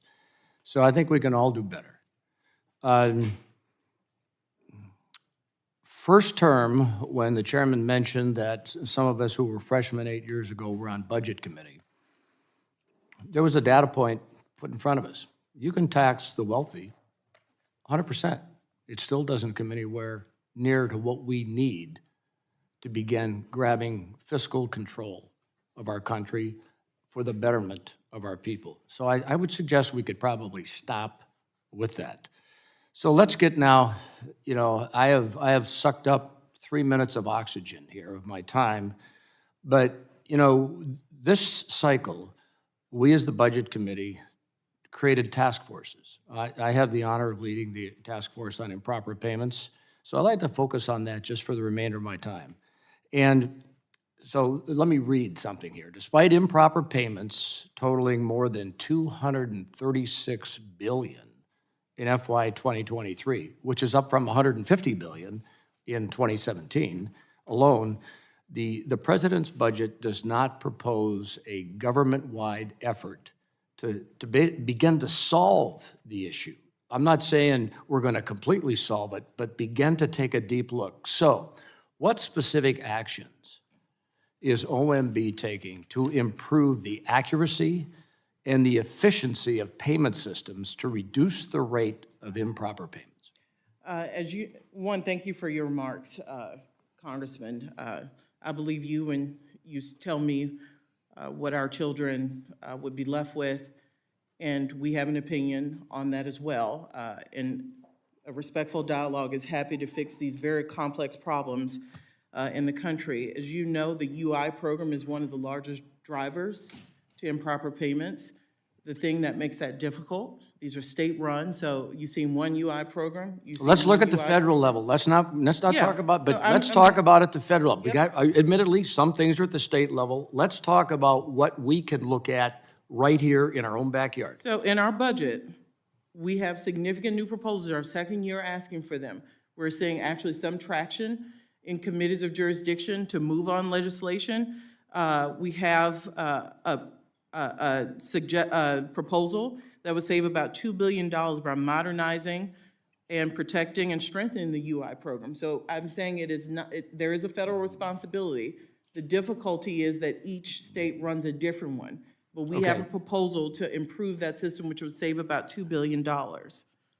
I know my time is past, and I don't want to abuse the time, but unless we look at, in one example, the fraud related to the COVID-19 pandemic, which is federal, we're missing an opportunity and we're getting farther behind. And with that, I yield back. I thank the gentleman from Michigan and Director Young.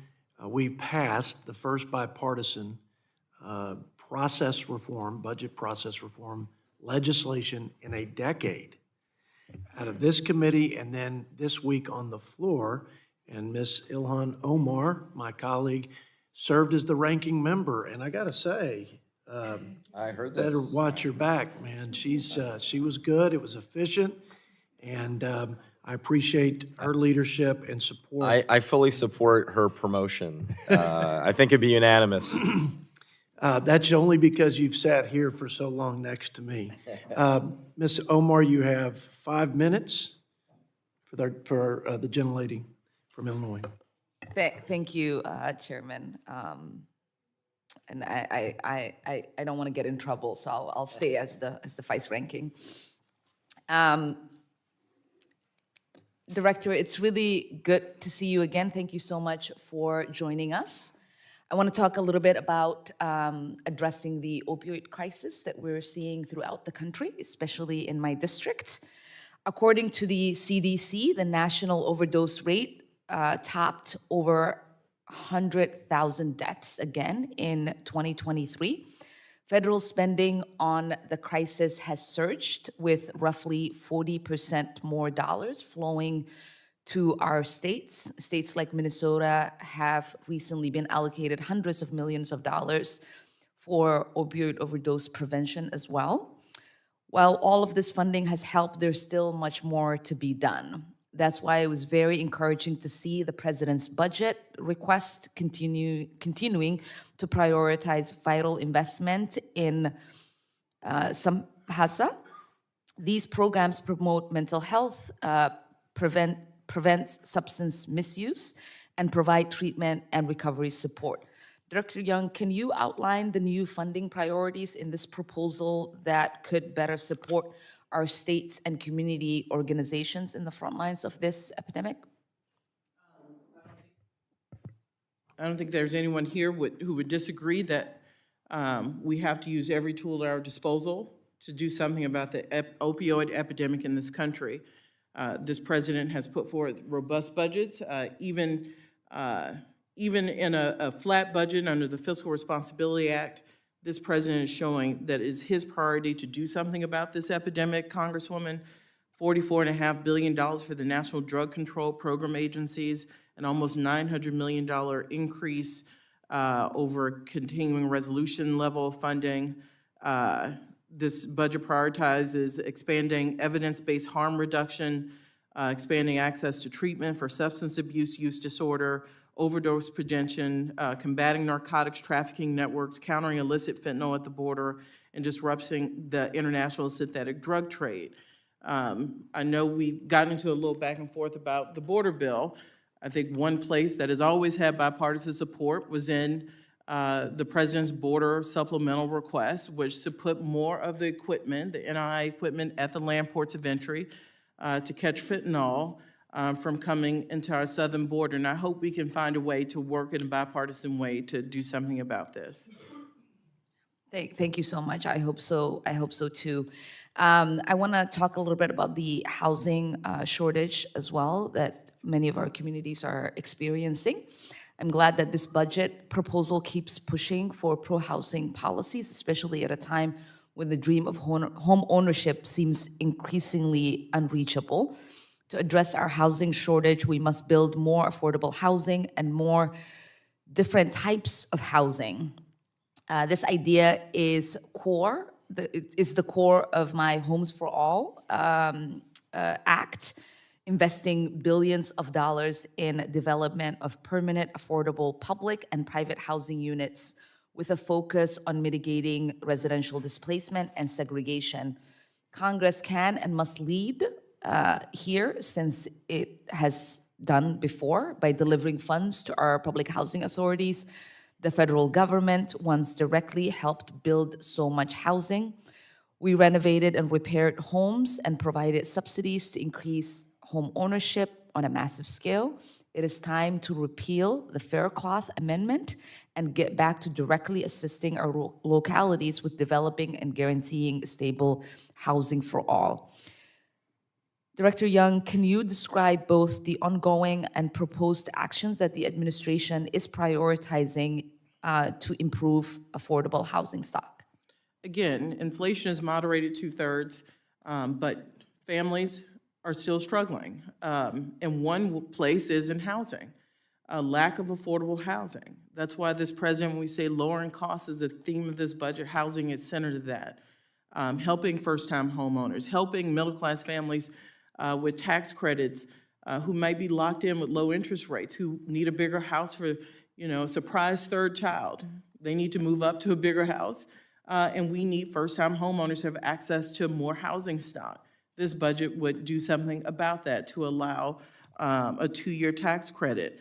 Also, $20 billion in funding to have localities, municipalities apply And if they have a zone problem, use the funding to do something about that. Build affordable housing. We know every solution is different depending on where you live.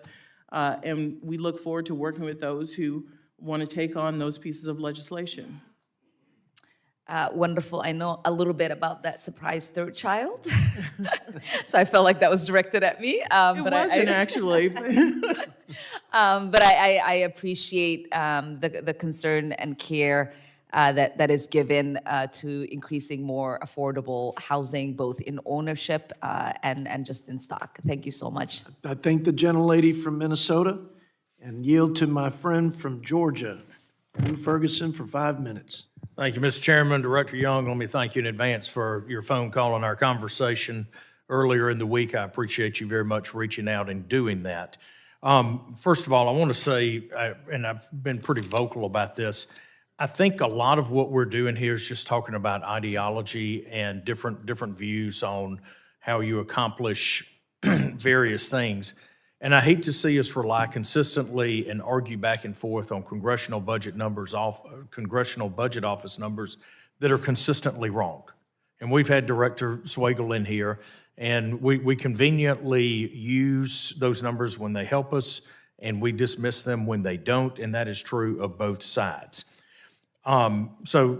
While I respect that you have your opinions on how to solve some of the challenges that are facing America, many of us on the other side see things differently. One thing that I want to address right off the bat, because I think it's really important, is this discussion on Social Security. Okay, we will have the new administrator in today to talk into our subcommittee hearing today, and I'm the chairman of that, to discuss his budget. Look forward to that discussion. But let's be real about the rhetoric and the commentary around Social Security right now.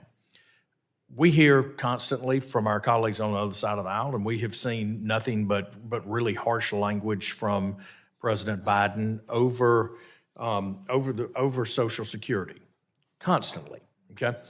And first of all, I can tell you, as chairman of the Social Security Subcommittee, that there will be no cuts to those that are, in Social Security benefits to those retirees or people near retirement. I've said that consistently. And we've got to be intellectually honest about what we are doing and how we are talking about it. It is going to be a bipartisan solution.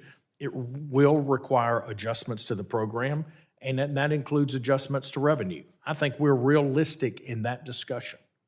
So I would just make this simple request that we have an honest discussion. Let me give you an example. The president has really hammered us and hammered Republicans with a false narrative that we want to cut Social Security. In this very budget, you're going to cut Social Security payroll tax receipts by $17 billion over the 10-year period. How do you square that? I mean, we have a solvency problem. We have a huge spending problem at Social Security Administration, and yet when you look at this budget cuts $17 billion out of receipts. Congressman, as an effort to take you up on your creed and honesty in budgeting, that $17 billion is a pure interaction with the tax policies in the president's budget. It is not a cut, it is not a policy decision, it is an interaction with the president's revenue proposals. But at the end of the day, doesn't that move money away from recipients down the road? Well, it does not compare to the sheer amount of money that comes into the Social Security. Payroll taxes are around $15 trillion. We're talking about a small amount based on revenue proposals interaction. Also, it also doesn't take into account the president's ask that we ask high income. All right, so in a roundabout way, you kind of said, yes, I'll take that as, sometimes you hear, you say what you want to say, I hear what I want to hear, but I think we all heard that, yes, it does take revenue away, even if it's, in your words, a smaller amount. Look, as you know, your colleague from Treasury, Secretary Yellen, is over at the Senate right now having her discussions with the Senate panel. And in that, she had an exchange with Senator Kennedy, And in that, she said, Secretary, when Senator Kennedy was going down the road of saying, what's the number generated by people, by raising payroll taxes on people making over $400,000? And in essence, she said, the president doesn't have a plan. He has principles. And he wants to work with Congress to protect Social Security and extend its solvency. Well, we haven't had the administration come to us and talk to us about a plan. So when the president makes a campaign issue out of Social Security, yet his own Treasury Secretary says he doesn't have a plan, this goes to the problem that I'm talking about with Social Security, which is really tough words come out of his mouth, but he doesn't even have a plan, according to his own Treasury Secretary. So again, Mr. Chairman, I know we're out of time. I just hope on an important issue like this that we put down the political swords, we drop the rhetoric, we work in a bipartisan way to get the system as clean and efficient as possible. And then as we do that, let's find a way to protect this great program together. That I yield back. Thank you. I associate myself with the gentleman from Georgia in eliminating these issues as political fodder and coming together and doing something big and something great and something important, which is a good step for our seniors and for our country, which is a good segue to a gentleman who's been a leader on a bipartisan effort to address the solvency of those safety net issues, programs rather, and the long-term viability of our country's finances. With that, Jimmy Panetta from California. Thank you, Mr. Chairman. I appreciate that. Appreciate your introduction. And thank you, Ranking Member Boyle, as well. Director Young, good to have you back and always good to see you. I thought I was special in that I had a phone call with you as well, which I appreciated until I heard my good friend from Georgia had one too. But that says a lot about not just him, it says a lot about you. The fact that you were willing to reach out to members and you understand how important member engagement is. So thank you very much for your prioritizing member interaction. I appreciate that, as we always have based on my interaction with you. Today, obviously, we want to talk about the administration's budget priorities, but also finalizing administration regulations. Obviously, and I think it's probably a sentiment on both sides of the aisle, we wish we could be fully focused on fiscal year 2025 instead of dealing with fiscal year 2024, 6 months late. I want to first, obviously, say a word that probably only you and maybe one other person in this room and myself will understand, and that's PAHRO. And thank you for what you've done to help secure significant amounts of funding, including a recent $38.5 million for emergency repairs to the Pajaro River Flood Risk Management Project. I appreciate that. I also want to applaud the administration for making strong investments in something that's very, very important to my district, and that comes with talk about affordable housing, especially when it comes to tax incentives and, yes, mental health. I want to note that this budget increases the solvency also of Medicare Trust Fund indefinitely, and I believe that we must do the same thing for Social Security by putting forward concrete solutions. Part of that is what I've seen in this committee, in that fiscal responsibility, thanks to the leadership of the chairman and ranking member, that fiscal responsibility is a priority. Now, I, as you heard, and I firmly believe, and as most members of this committee support, the creation of a fiscal commission to draft a plan to get our fiscal house in order, and that hopefully it's one that Congress will take a vote on. Now, I know there's been skepticism about the fiscal commission. Trust me, I've heard it in my district. But if there are other ways to clear the political hurdles needed for deficit reduction, I'm well open to hearing about them. But today I commend you on this budget, which I believe sets a good example for fiscal responsibility. Now, as I've said, in my district, housing is the top issue. And I was pleased to see the first-time homebuyer tax credits in the Green Book, which can help families afford the higher cost of homes in districts like mine. I've introduced legislation with Senators Whitehouse and Heinrich to create a $15,000 tax credit for eligible first-time homebuyers and making it available at the point of sale, which I think is an important aspect of that bill. Director, why is it important to have these types of credits in this budget to encourage home ownership? Most people, as you know, while they may be able to afford a mortgage, need help with, as anyone who's bought a house knows the expense needed upfront. And these credits allow them during their tax season to get a lot of that money back if this was adopted. So it is a simple matter of, if we want more people to own homes, we need to provide this kind of credit, especially for first-time homeowners who, as we know, people who bought second, third homes get to use their what they made on those homes to help them move into a larger home. First-time homeowners don't have that ability. Exactly, thank you. Now, look, I've also introduced legislation that obviously prioritizes LIHTC, low-income housing tax credits, but I also want you to be aware of a piece of legislation that I introduced in a bipartisan, bicameral fashion called the Workforce Housing Tax Credit, because you have many people in my district who actually work and can't make too much to afford low-income housing. And so we need the incentives for middle-income housing, and that's why we developed the Workforce Housing Tax Credit. I also want to mention my More Homes on the Market bill, which basically doubles the cap of doubles the exemption for the capital gains on home sales, so we can put more homes on the market and incentivize people to sell their homes that want to protect their nest egg. I want to bring up something real quick. Yesterday, I was speaking to a group who finances low-income housing, and they noted that HUD had proposed regulations to streamline permitting, but they need approval from the OMB. How can OMB play a part in streamlining and reducing HUD housing permitting requirements?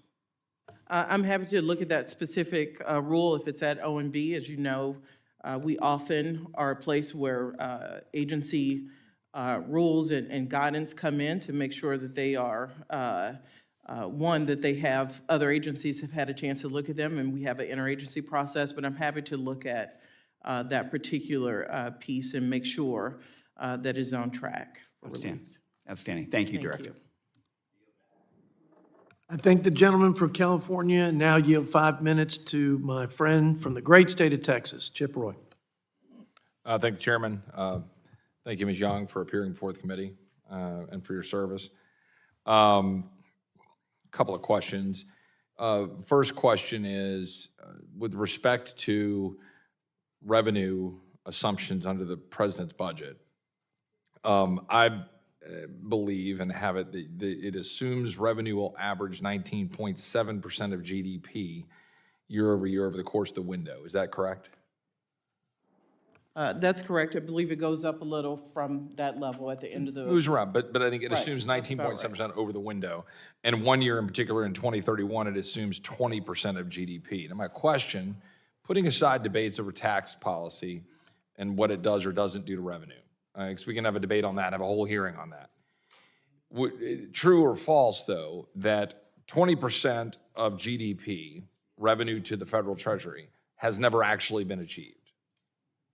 Right, in the 2001, 2000, it was closer. It was close, it was like 19 point, right? But we've never actually got 20%, and this budget does assume 20% in 2031. And 19.7%, would the gentlelady agree that we've only achieved something in that zip code 3 times in our history? Post-World War II, .com time, you roughly described around 2000, 2001, and then in 2022, I think 2021, somewhere around there, that we achieved 19.6-ish% as a percentage of GDP as revenue coming to the Treasury. Would you agree roughly with that description? With those timeframes you've laid out, yes. Right.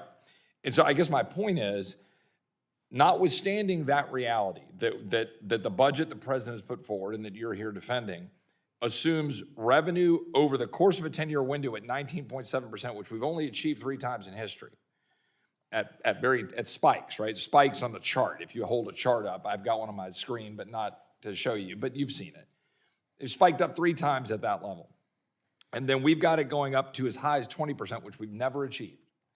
So it begs the question of tax policy that could achieve such a thing, right? Because we've had tax rates as high as 90%. We've had corporate tax rates as high as 35% or 40% or whatever. We've had tax rates lower. We've had, right? It's been all over the entirety of that history from World War II to now. It's been all over the place. So we could debate that, but my question to you is this, is that notwithstanding those assumptions, that's the revenue that would be needed to be brought in order to achieve the objective of what you've got in the budget, that still produces a rather large amount of deficit spending. That the truth is that with respect to interest, right, we will pass the amount of interest spending passes defense spending this year. Is that correct? Yeah, by a small amount, but yes. And then interest spending cracks $1 trillion in 2026, right? Under the president's budget, $1 trillion will crack in 2026. And that in every year of this proposed budget, interest spending is estimated to be greater than defense spending over the course of that entirety of that 10-year budget. Is that correct?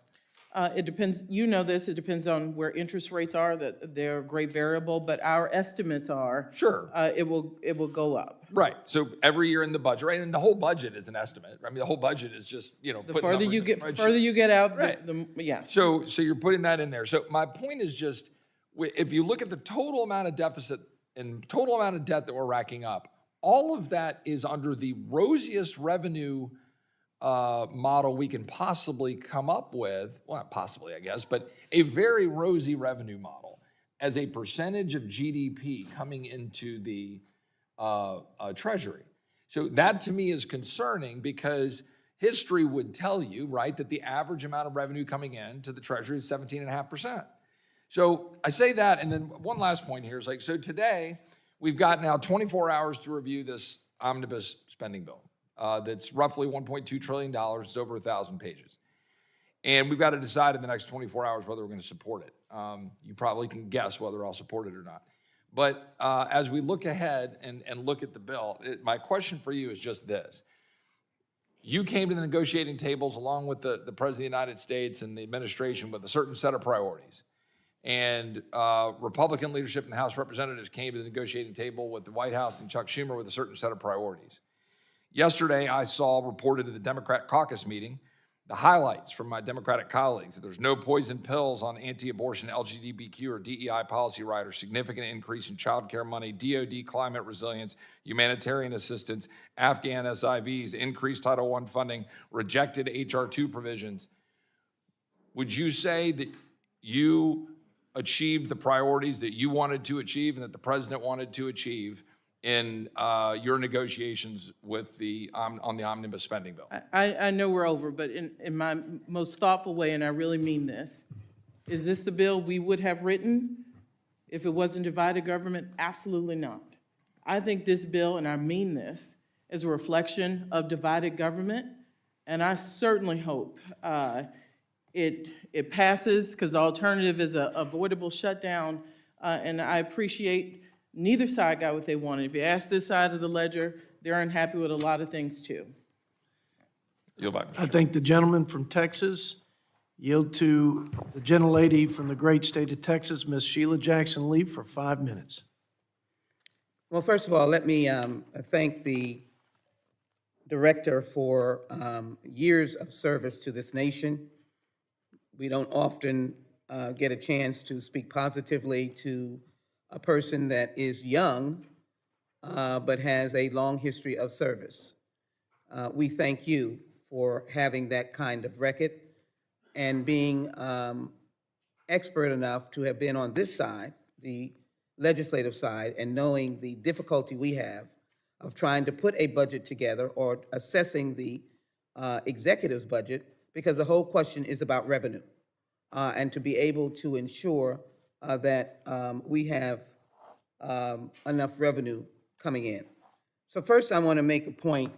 I like gospel music, and in the aftermath of the George Floyd horrific killing, a young black boy either sang or wrote a song that said, "I just want to live." It was a passionate, emotional song. I commend any of you to pull it up on YouTube or however. And it is a theme that I want to use, that we are not trying to create an atmosphere where American families, no matter where they started in life, are just surviving, just barely making it. What we're looking for is the the capacity to say that you are thriving.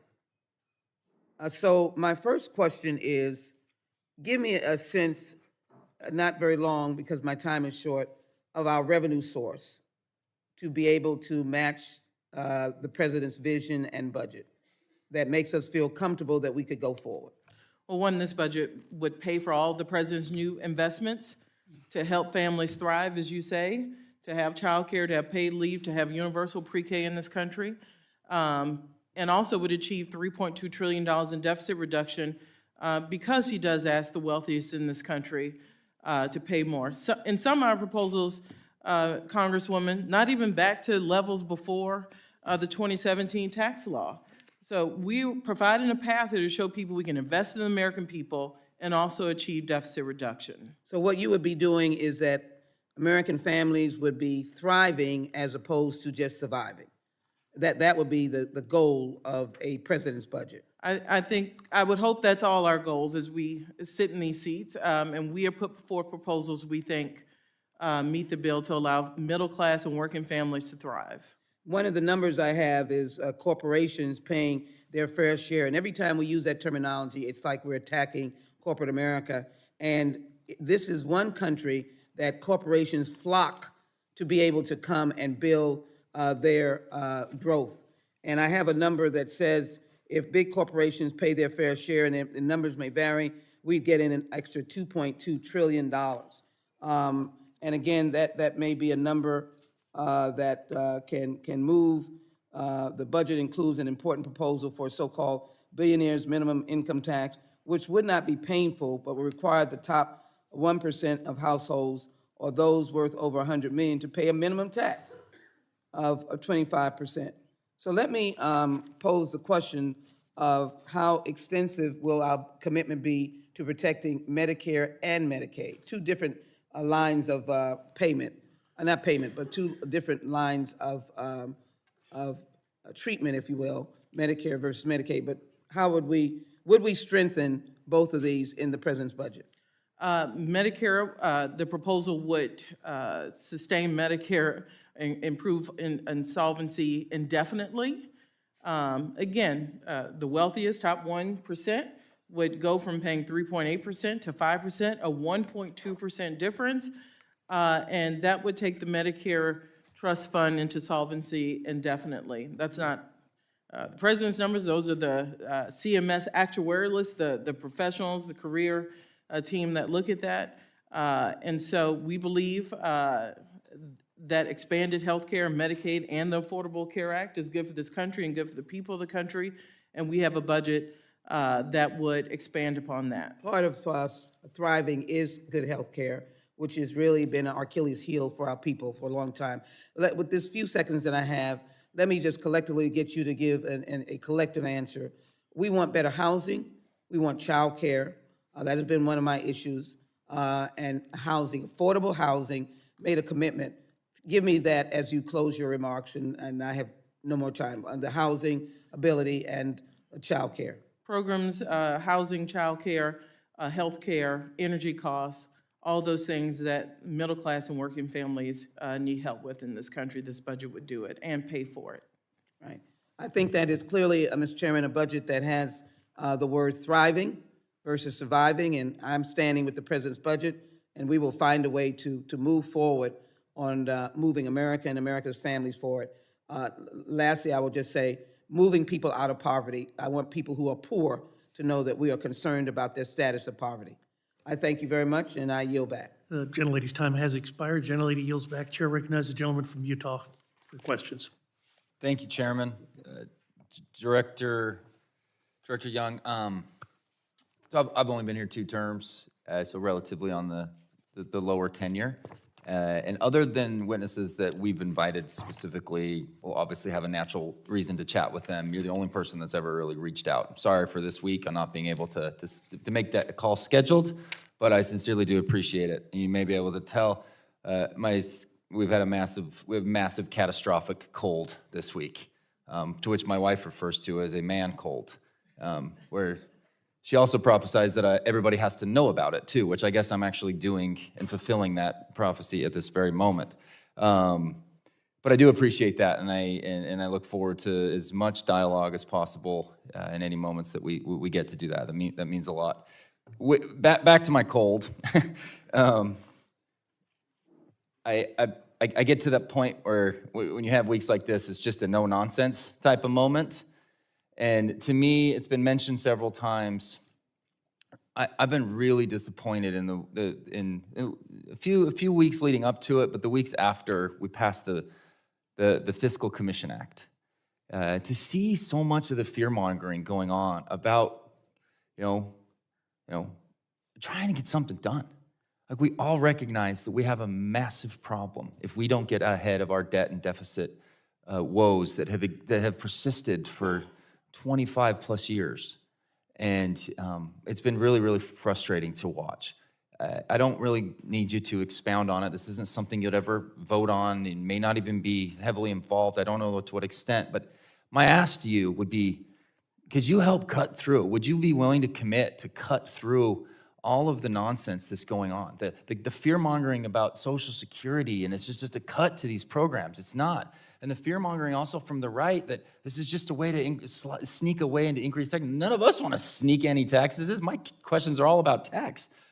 Would you be willing to commit to at least dialoguing in a non-political tone among the folks that you interact with? Congressman, you have my commitment to do that. Look, there are different ways to dialogue. I appreciate some of the hearings have, it's 5 minutes. It's 5 minutes of back and forth. It doesn't really lend itself to real dialogue, but I'm open to having a conversation with you longer. I have lots of ideas on things. I've been around, and you have my commitment to always be available for those conversations. So I questioned Secretary Yellen one time. I'll never forget when she responded, and I think it's such an easy way to grasp tax policy. Prior to the TCJA, taxes among many businesses were around the 35% range. We lowered them to 21. It's easy to just split the difference. Do you have any specific analysis that can point or prove that raising the corporate tax rate in this current environment won't impose burdens on low and middle income Americans and won't be putting our companies at a disadvantage globally by raising that tax rate up 7%? So thank you, Congressman. One, you know that we used to have about 2% of our GDP from corporate tax rates. We're down about 1%. Other global economies that are in our peer group have about 3% of their GDP from corporate tax rates. So we believe we are underachieving in corporate tax rates. We also have to remember something Secretary Yellen has worked on, the global tax minimum. Some countries have actually taken us up on that proposal. Our budget asked Congress to do that. We believe it prevents companies from looking to offshore to hurt our American workers. And countries have signed on and done that to make sure you can't just go to a third country and hide from your tax obligations. So we think those proposals mean we ensure that our corporations don't offshore, which they're doing today, and they pay what they're supposed to, and we bring our corporate tax rates as a percentage of GDP back to its historic norm, not even what other countries are doing. My biggest fear of this is this just becomes an arbitrary number and let's just split the difference. And I know there's industry out there that skirt by and that others are gonna be hit really hard with a 28% tax increase. And these are good, hardworking American brick and mortar type companies that will drastically be affected. I wanna just ask one more thing. 99% of businesses are categorized as small businesses, 500 or fewer employees. They do their taxes, though, oftentimes on an individual basis. Raising the tax rate to exactly 39.6%, will that affect these small businesses if that's how they do their taxes, and so many companies do? We don't believe so. And speaking of this president's policy over the last 3 years, he is committed to small businesses. We believe his policies are the reason we've seen over 16 million new business applications filed during his first 3 years. And we're committed. Our SBA budget speaks to this. I know you're short on time, I won't go into our proposals, but we are truly committed. You're absolutely right, they're the backbone of our economy. What we're talking about is going after those high-value, high-earning corporations, not small businesses. We are on a strong economic recovery, but we still have TCJA in place. And I want to just make sure that point is made. That can't be overlooked. Thank you, Chairman. I yield back. Apologize for going over. Gentleman yields back. Chair, thanks. The gentleman from Kansas is recognized for 5 minutes for questions. Well, thank you, Mr. Chairman. And Director Young, I want to thank you for being with us here today to answer our questions and try to provide some insight into the President's budget request. Before I talk about some of the budget things I want to talk about, I wanted to correct the record on something. I guess you'd stated to Representative Klein that the President would not sign a bill raising taxes on those making under $400,000. But President Biden has already signed a bill raising taxes on those making under $400,000.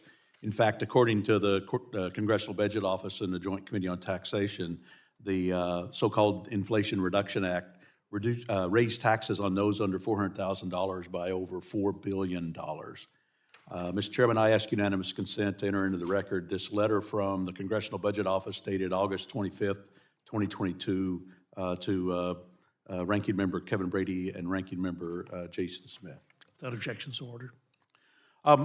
It's not really a concern that some of my Republican colleagues have major concerns about the proposal we're talking about today, from the anti-growth tax increases to expanding the DC bureaucracies. There's a lot for us not to like in the budget. But I want to focus my questions on something that, at least outside the hearing, is something I think there's bipartisan support that's certainly growing, and that's namely addressing our fiscal crisis and where we are. Director Young, I'm sure you're aware that our country's borrowing roughly $95,000 a second. And that's more than the median income of an individual in Kansas and for the household income. And so, in just literally 1 second, the federal debt increased $95,000. And Democrats and Republicans all agree this is dangerously unsustainable. And I'm part of a bipartisan group that's working to address this. And even some of my colleagues on the other side of the dais have talked about this devastating problem. Yet in the President's budget request, there's not really any meaningful way to address this crisis. Even worse, the President's proposed tax increases, which aren't even offsetting the new spending that he's proposing. And it seems like the plan is to have a continued deficit and continuing growing that debt. I know that sometimes in the DC doublespeak, it's easy to say that the President likes to talk about his deficit is reduced. In reality, though, just because you propose a large deficit that's less than a larger deficit that had been proposed before, that's not a cut. It still increases the debt. And in fact, our national debt's going to increase to $52.7 trillion in 10 years based on this budget from a already staggering $34.5 trillion. So can you help with us, help understand where the President's priority are on our fiscal health of the nation and particularly why he didn't propose balancing the budget if we truly do have a strong economic recovery? Congressman, one, I want to make sure we are not conflating deficit and debt. The President has, in fact, when he began, the deficits are over $1 trillion lower than when he began. Yeah, but let's not confuse the COVID spending that Republicans and Democrats agreed to for that disaster. And when I look at, so if we take out COVID and we take out the extra spending there, and we just look for the next 10 years from what the President Biden has proposed, it actually is increasing the debt. So he's spending more money every year than he's bringing in. Well, Congressman, from the amount that was being spent, outlays in the government when this president took office to now, there has been over $1 trillion of deficit reduction. I appreciate you don't want to count that base because we're in the middle of COVID, but just as you don't want to do that, I don't want people to forget where we were. And he led a successful vaccine campaign and ensured that we had one of the strongest economic recovery than any other major economy in this world. Wow. He was the beneficiary of the Operation Warp Speed that President Trump put in place, And that started rolling out before President Biden came into office, and was actually helping make that economy get started. And I think we can all agree, even Alexander Hamilton brought up that, the necessity for borrowing during a particular emergency cannot be doubted. But I'm just looking forward. I mean, over the next 10 years, the president looks and proposes increasing our debt instead of lowering our debt in what's supposedly strong economic times. Yeah, in 5 seconds, I'll say he has shown a path. I get there's disagreement on how we get there by asking the wealthiest to pay more, showing a path to over $3 trillion of deficit reduction. And the risk is, you've asked me about a balanced budget, the risk is that programs like Social Security, like Medicare, like Medicaid, like the Affordable Care Act, those are where the government has most of its outlays. If you want to balance in a short amount of time, there's no other place to go but for those to come down. Yeah, and I know my time's run out, but the debt does increase. That's the fact of the matter is President Biden's budget proposal is going to increase the debt over the next 10 years. And unfortunately, my time's run out. I'll yield back, Mr. Chairman. Chair thanks the gentleman. Gentleman yields back. Chair recognizes the gentlelady from Minnesota, 5 minutes for questions. Thank you very much, Mr. Chair. And Director Young, thank you for being here. I just wanted to point out a couple of things. President Biden's budget seems to really cater to the fringes of the party without taking into consideration what's best for the American people. And just this week, the EPA announced a new rule effectively forcing consumers to buy electric vehicles over gas. And it's flawed for so many reasons. And I'm from a rural area. And, first of all, the electrical grid may not be able to handle all of these changes. It will increase our reliance on China as they control the EV battery and mineral supply chain. The auto industry made it clear that this plan is going to hurt them. And this kind of switch may actually be nearly impossible for rural America, where people regularly drive long distances and there are fewer charging stations, and there's a real concern about the performance of the batteries in cold weather. We saw that not that long ago.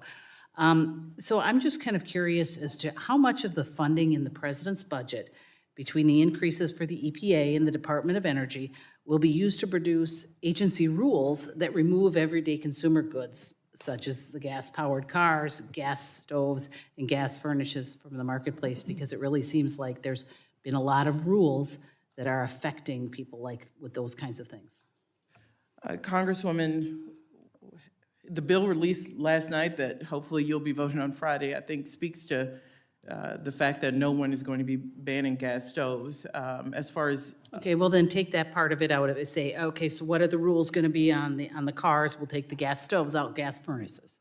well, EPA finalized, I think you're referring to the tailpipe rule. Now, let the EPA administrator speak to the details of the tailpipe rule, but from an investment standpoint, ensuring that communities have the charging stations they need to make this transition, because we believe climate change is an existential crisis to the budget. Look how much we spend on disasters, that we are putting the infrastructure in place in order to support more electric vehicles to ensure that we do something about climate change. But does it address at all those issues that I mentioned? Driving long distances, the performance of a battery. I mean, I saw it on the news 2 months ago, I think it was, where these batteries were not performing and people were being stuck and they couldn't get them charged. And there are huge issues with those, but these departments, and the question was about how much are they going to commit to those, writing these rules? And maybe you just talk about in general, because there's been just a proliferation of these rules that are banning things and really getting at things because obviously they can't get them passed through Congress. I just think what I said is if the questions are specific on tailpipe rule, I will let EPA explain its own rule. But I will say, as far as infrastructure, we do have budget space through the Inflation Reduction Act to make sure we have the infrastructure to deal with those issues you just pointed out, people who need more charging stations. I'm also from a town of less than 2,000. We want to see that infrastructure. Rural communities should not be left behind. Last time I went to my home state, I saw charging stations in places frankly, I never thought I'd see charging stations in. So that work is happening all across this country. There's more to do, and we're committed to making those investments. Will there be, I mean, in the budget that the president has proposed, does it allow, I mean, how much of it is going to be used to write those rules that infringe on people's ability to make consumer choices? Well, Or any of the rules? we don't believe our regulatory actions infringe. We think they improve different points of life for Americans. Specifically about tailpipe, we think it's going to lead hugely to the need to address emissions in this country, and I appreciate their difference of opinions, but also health outcomes of children who suffer from asthma. There's a reason the Lung Association and other healthcare organizations supported that rule. But agency budgets are in here that support rulemaking. EPA's operations account certainly supports employees who do that rulemaking. I have an office. And I'm going to have to reclaim my time Yep. because I do have one follow-up question, and I'm almost out of time. I wasn't paying attention. How much, you know, there's obviously these switches, whether it be gas stove, you know, battery power, EVs. How does the president's budget account for the cost to the consumer, to those middle-class families?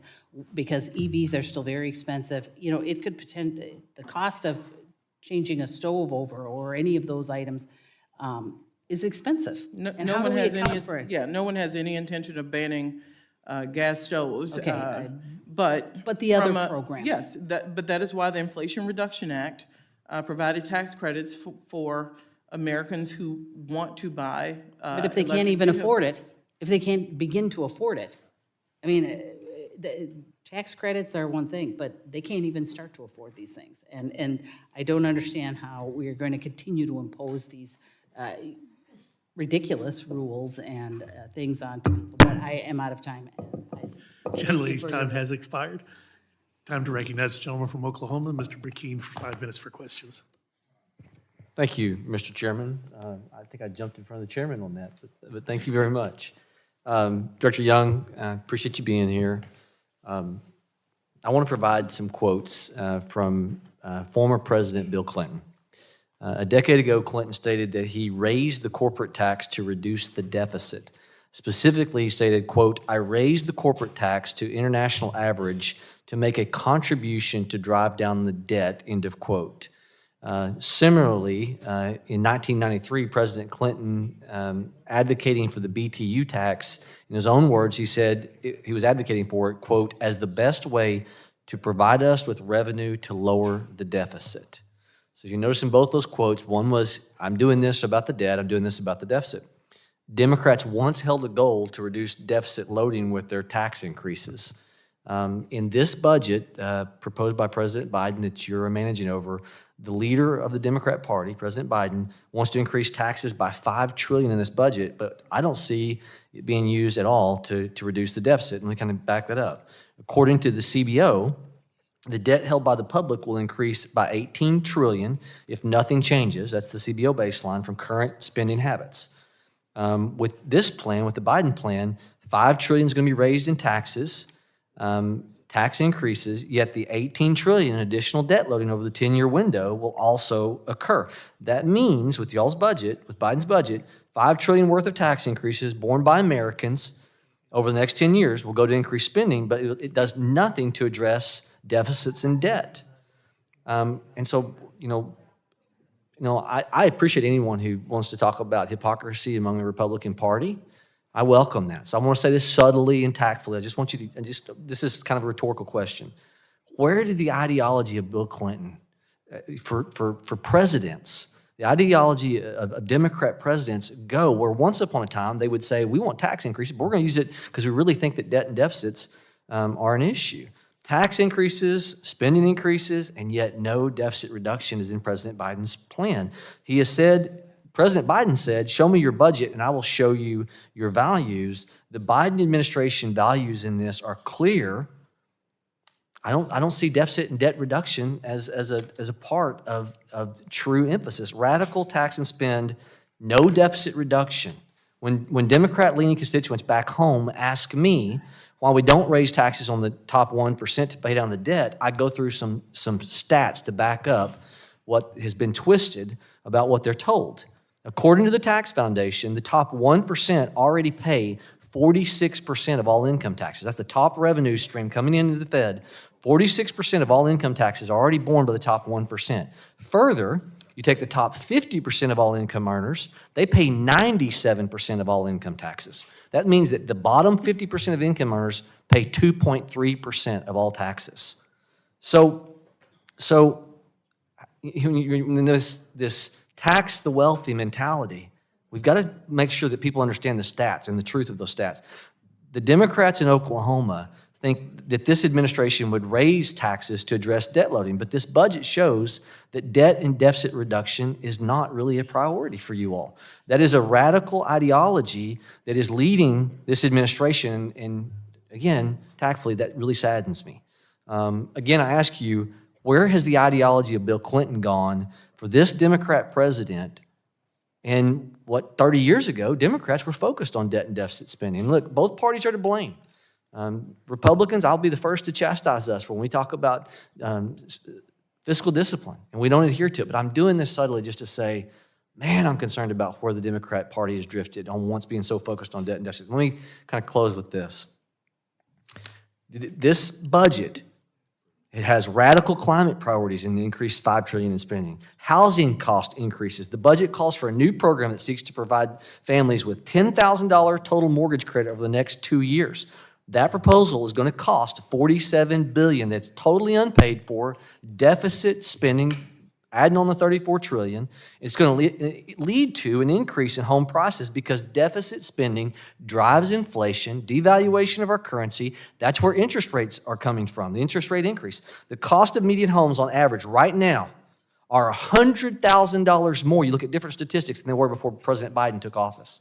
The average median house was $100,000 more. Yet the average income for these same families in the last 3 years has only risen by about $10,000. The average 30-year mortgage is almost $1,000 more before this administration to now. So I'm going to wrap it up by saying this. I believe your budget is compounding the problems you claim to say you're trying to fix. Where is this administration's focus on debt and deficit reduction? Page 139 of the budget. Deficit reduced by $3 trillion from baseline to policy. The debt number on baseline is $48.3 trillion in 2034, policy $45.1 trillion, $3 trillion less. In all due respect, the 10-year window of CBO says 18.9 is where we're going to be. Because they don't look at policy, they look at baseline. But y'all's budget says we're going to be at 18.2. I mean, it's 18 trillion with y'all's budget versus CBO. And so to try to wordsmith these different numbers, I just don't see the value of appreciate debt the reduction. exchange. Thank you, It's Mr. a Chairman. good one. I wish we could continue it, but in the interest of time, let's go to our colleague from the great state of Texas, Dr. Burgess, for 5 minutes. Thank you, Mr. Chairman. And again, congratulations for leading the first bipartisan budget process reform, I think, ever on the floor of the House of Representatives. It's truly a remarkable achievement. I do have 2 unanimous consent requests. Unanimous consent that the report from the Texas Public Policy Foundation finding that Medicaid recipients actually have worse health outcomes compared to the uninsured. And then a second one, unanimous consent that a memo from the Joint Committee on Taxation concerning that 54% of the Inflation Reduction Act's expanded subsidies will go to people making over 400% of the federal With poverty that level. objection, so ordered. Thank you. And first off, Director Young, thank you for the call prior to this meeting. Just an editorial comment, because I heard the back and forth on the EVs and the charging stations. I've been a student of the hybrid technology since 2004, a consumer of hybrid technology since the first Toyota car came out with that in the early 2000s. And it strikes me that we've missed the mark here by trying to force the entire country to go completely from internal combustion engine to electric vehicles suddenly. is perhaps not the best strategy. And were the resources directed toward hybrid technology, plug-in hybrid technology, the resources required to make one big electronic vehicle battery that can go 300 miles between charges could actually be used to make, what, 4, 5, 6, or 7 batteries in the plug-in hybrid technology. And it just seems like that would be a much more rational use of resources. I know you do not direct policy at the Department of Energy, but I also know as Director of Office of Management of the Budget, you get to review all of the rules before their final promulgation. So I just add that for what it's worth, that we shouldn't exclude hybrid technology, even though it does involve an internal combustion engine. It is I mean, I'll just tell you, it's unbelievable to get 55 miles to the gallon in a regular hybrid car. Last car I bought was a plug-in, not a plug-in, but just a regular hybrid pickup truck made by Ford Motor Company. And I'm astounded at how the hybrid technology has improved since the last hybrid car I bought in 2018.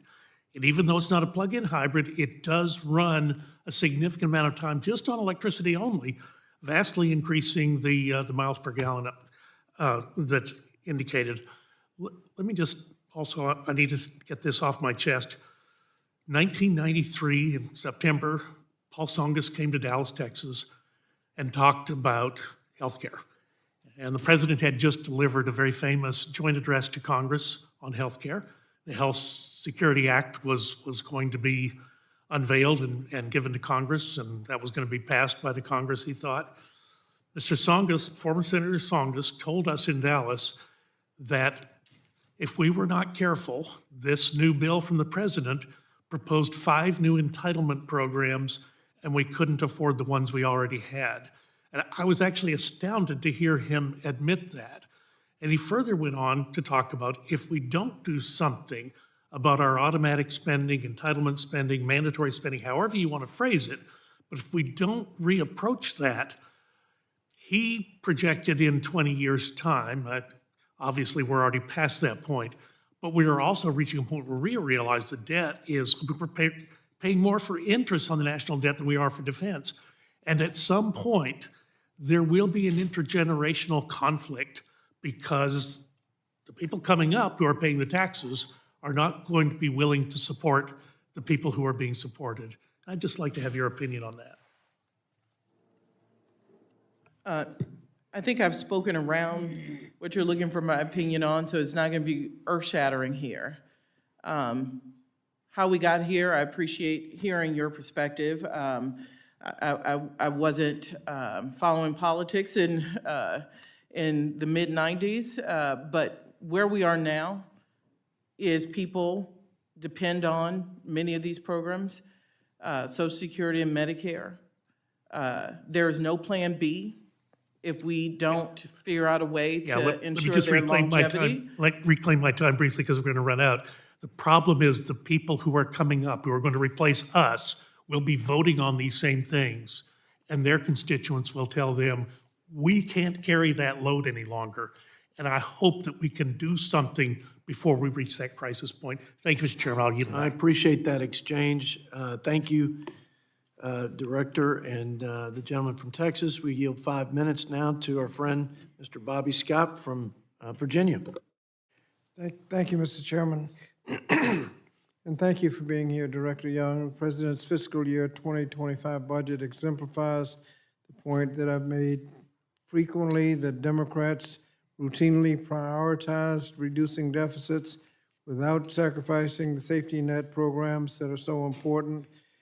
Point out that every Democratic president since President Kennedy has left office with has left for their Republican successors a better deficit situation than they inherited, without exception, and every Republican administration since Nixon has left for the Democrats a worse situation than they inherited.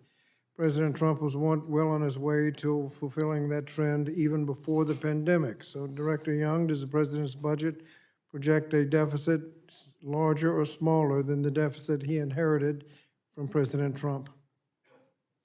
Well, it is factually accurate that the deficit is $1 trillion lower than when the president took office. It's factually accurate that he worked with then Speaker McCarthy and signed a bill, the Fiscal Responsibility Act, to save another $1 trillion over 10 years. And it's factually accurate that deficits would reduce in his budget by $3.2 trillion, while also paying for the new proposals he has in his budget. Thank you. Now, the Republican budget has significant cuts, particularly to education. Can you tell me what the president's budget has for Title I, which supports schools serving low-income students? Well, one, thank you for your leadership on Title I, your leadership on education and labor issues. This budget provides $18.6 billion for Title I. As you know, that is the main federal way to provide resources to public schools in this country. It's $200 million over 2023 levels. There's probably a new level out since the 24 bill was released overnight. But this president's committed to ensuring Title I has been underfunded more than years, probably decades, and we need to ensure that the federal government is a partner, a small partner. Frankly, local taxes, local school districts provide most, but this is a way for the federal government to ensure that some of those communities who don't have high tax bases have good, more than adequate, good education. The American Rescue Plan provided significant funds, and that was distributed by the Title I formula. There was a piece on NPR yesterday morning showing how valuable those resources were, so I appreciate that answer. Under the American Rescue Plan, the child tax credit was made fully refundable. The result was cutting child poverty nearly in half. House passed a budget that had a child tax credit nowhere nearly as robust as what we passed in the American Rescue Plan. Can you tell me what the president's budget has for a child tax credit? We would support, and the president has included yet again the full child tax care proposal that mirrors what was in the ARP bill passed at the beginning of his administration, which we saw lead to a reduction of half of child poverty in this country. Thank you.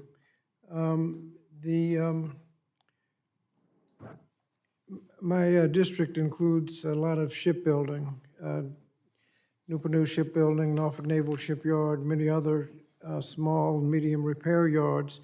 What does the president's budget do for shipbuilding, particularly the Australian-UK-US agreement? The budget complies with the Fiscal Responsibility Act. So Department of Defense complies with that, but we were able to make the key investments necessary to keep our agreements like AUKUS that you're referring to with the Australians. Also, this budget provides $1.7 billion more in Navy accounts in the submarine industrial base to increase submarine production rates and operational availability, increases the Columbia-class submarine procurement funding by $2.3 billion, 31% more than was previously planned. And finally, we include $1.6 billion to procure a San Antonio-class amphibious warship. We also have, knowing this bill had to comply with the FRA, have a future year's budget that shows our commitment to shipbuilding in this country. And frankly, we need the supplemental also to be a companion to the budget, which has robust funding to invest in our submarine industrial base in this country to increase production capability. Thank you. And the projections forward are very important to the industrial base. A lot of businesses might go out of business if they're not convinced that they'll have contracts in the future. So I Yeah, appreciate it's that. not just buying the ship, it's increasing the production capability. Thank you. I thank the gentleman from Virginia and yield now 5 minutes to my friend from Georgia, Buddy Carter. Thank you, Mr. Chairman. Director Young, thank you for being here. I know it's been a long day. I'll try to be quick and concise on what I'm concerned about. And the first thing I'm concerned about is that this budget is 5 weeks late. Now, granted, this is not the only president who has been late with his budget, but I hope that the administration understands that that puts us behind. We want to be on time. Now, granted, we may not be on time, but when we start behind, then we're already behind. That's why I've submitted, why I have legislation called the Submit Act. Send us budget materials, international taxes in time. And what it does is it says that if the president, Republican, Democrat, whoever, doesn't send Congress a budget in time, that they're not going to be invited to give a State of the Union address. And again, it doesn't apply to a Democratic president or only. It applies to any president. So I just want you to take the message back that we really need this information on time. And I hope you understand what I'm coming from that. I'm very concerned about the debt, as everyone is. Right now, we are spending in this country $202,000 every second. The speed of light is only 186 miles per second. We're spending money faster than the speed of light. I know you have concerns about the deficit too. Tell me what your concerns are about the deficit. Mr. Carter, since you're at the end, hopefully the chairman will let us go back and forth a little, but I have to say, you give me a budget by October 1st, I'll give you a budget that's on time. With all due respect, it puts us very behind on production for budgets when they are 6 months late. I'm sitting here trying to get a readout of a bill that was released this morning that finishes the budget from last year while also presenting the budget for next year. So I think, speaking of process, Mr. Chairman, we all need to work together to find some way to get this back on track. So I appreciate your bill, but it's part of a story. You can't start your budget for next year until we finish ours for this year? We actually made a decision not to wait any further. No, that was your decision though, but you can submit the budget for next fiscal year. If you talk to the appropriators, it is very frustrating, I've been on that side, to get a budget that's frankly out of date. So they're gonna get a bunch of tables that are compared to wrong numbers. So it does put us behind, Mr. Carter.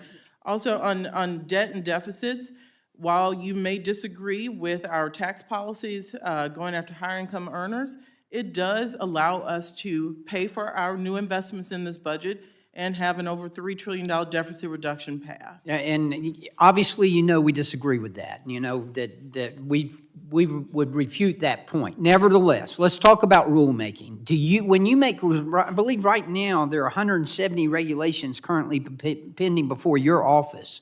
Whenever you make these rules and approve these rules, do you ever take into consideration the cost of these rules? Oh, Mr. Carter, that's the whole reason OMB gets any rule. For OMB to get a rule from an agency, it's the agency's rule. So when EPA has a rule, it's their rule. The reason OMB is involved in our OIR office is because we have estimated that it has a certain economic impact. So we think it's important, administration since Bill Clinton have set the rules for what comes into OMB, and it's because we think economically significant rules should come and have a larger review Well, let me ask you about two in particular. I have the honor and privilege of representing the entire coast of Georgia. And up and down the Atlantic seaboard, of course, we have right whales. And there's a rule right now being proposed by NOAA to require boats between 35 and 65 feet to adhere to a 10 mile per hour speed limit, which is going to just crush recreational fishing. It's going to have a negative impact on our ports. We have two major seaports in my district. That's one of the examples, and it's going to impact, in my district alone, 27,000 direct jobs. Nationwide, that number's up to 340,000. It'll have an economic impact of $84 billion. Yet this administration, and NOAA specifically, laughingly says it's only going to have $46 million impact. That's one example of the kind of rule that I'm talking about that has a negative impact on our economy. Another one, I chair the subcommittee on environment and energy and commerce. The NAAQS rule that's being proposed here for particulate matter, that is going to have a devastating impact on manufacturers here in America. What does the administration do with these types of rules? Do y'all look at these types of rules and the impact that they'll have economically? Absolutely. That is entirely why OMB is involved. Anything that's economically significant, which that rule was, has to come to make sure that nothing's rushed through, that we take public comment, and we made it easier in the Biden administration to walk in off the street and provide comment because we want to hear And rules do change based on those comments, so I look forward to. Rules, so there are times when you would just, you telling me that, well, I hope that this right well rule and I hope that this ambient air quality rule will be two of those times that they change. I can't Gentlemen, as a comment on result. specific rules, but absolutely, rules, after listening to I'll public give you the comment final have- word. I'll give you the yeah, final word. have changed, and that's the point of public comment. We don't know everything until these rules go out and people have a chance to look at them, and we take in information from the public. Other agencies might have some equities that they don't know. So, you know, OMBOR's role is to make sure we hear from all stakeholders and make sure we're striking the right Well, I've balance. given you two examples. I hope you'll look at those for us. And I yield back. I Thank think you. the gentleman from Georgia now yields to our final member for comment and question, Mr. Trone from Maryland, for 5 minutes. Thank you, Chairman Arrington, for holding this hearing, and I'm happy to close it out and let the director and her team be on their way. On their way. Hey, anything else you want to get out? You want to answer to previous questions? You're good? No, sir, I'm good. Okay, I'm always here if you need some time. Okay, hey, I was really pleased to see the president's budget set a 25% minimum tax on the wealthiest 0.01%, and raising the corporate tax rate 15 to 21 minimum. Fantastic. Quadruple stock buybacks. Fantastic. And closes the tax loopholes, all the while lowering the tax rates for lower and middle-class income. For many years, America's richest corporations have used tax loopholes to pay for lower tax rates than the average American. In 2020, 55 of the largest corporations paid no federal income tax at all, according to the Institute of Taxation Economic Policy. To put that in perspective, if Amazon, just Amazon, was asked to pay the current U.S. tax rate of 21%, that'd be enough SNAP benefits for 1.7 million Americans facing hunger. That's a pretty good trade-off. Amazon can certainly afford that. Jeff Bezos can easily afford it. Good Lord. If it's clear America doesn't have a spending problem, we've got a revenue problem. And that's what you guys are working to correct, and we appreciate that. So can you elaborate for a minute on the impact of raising corporate income tax rates and closing these tax loopholes, cheating loopholes, will have on down paying the deficit? And of course, ensuring that our teachers, our firefighters, never again pay a higher tax rate than the most wealthy. I mean, Congressman Trone, given your business history and success, hearing your perspective makes one sit up and know that these tax policies asking large corporations and the top 1% and 2% will indeed not impact the investments those companies are able to make in this country. If anything, it will ensure we are able to provide investments in programs that middle class and working families need to expand our economy. And I keep coming back to childcare.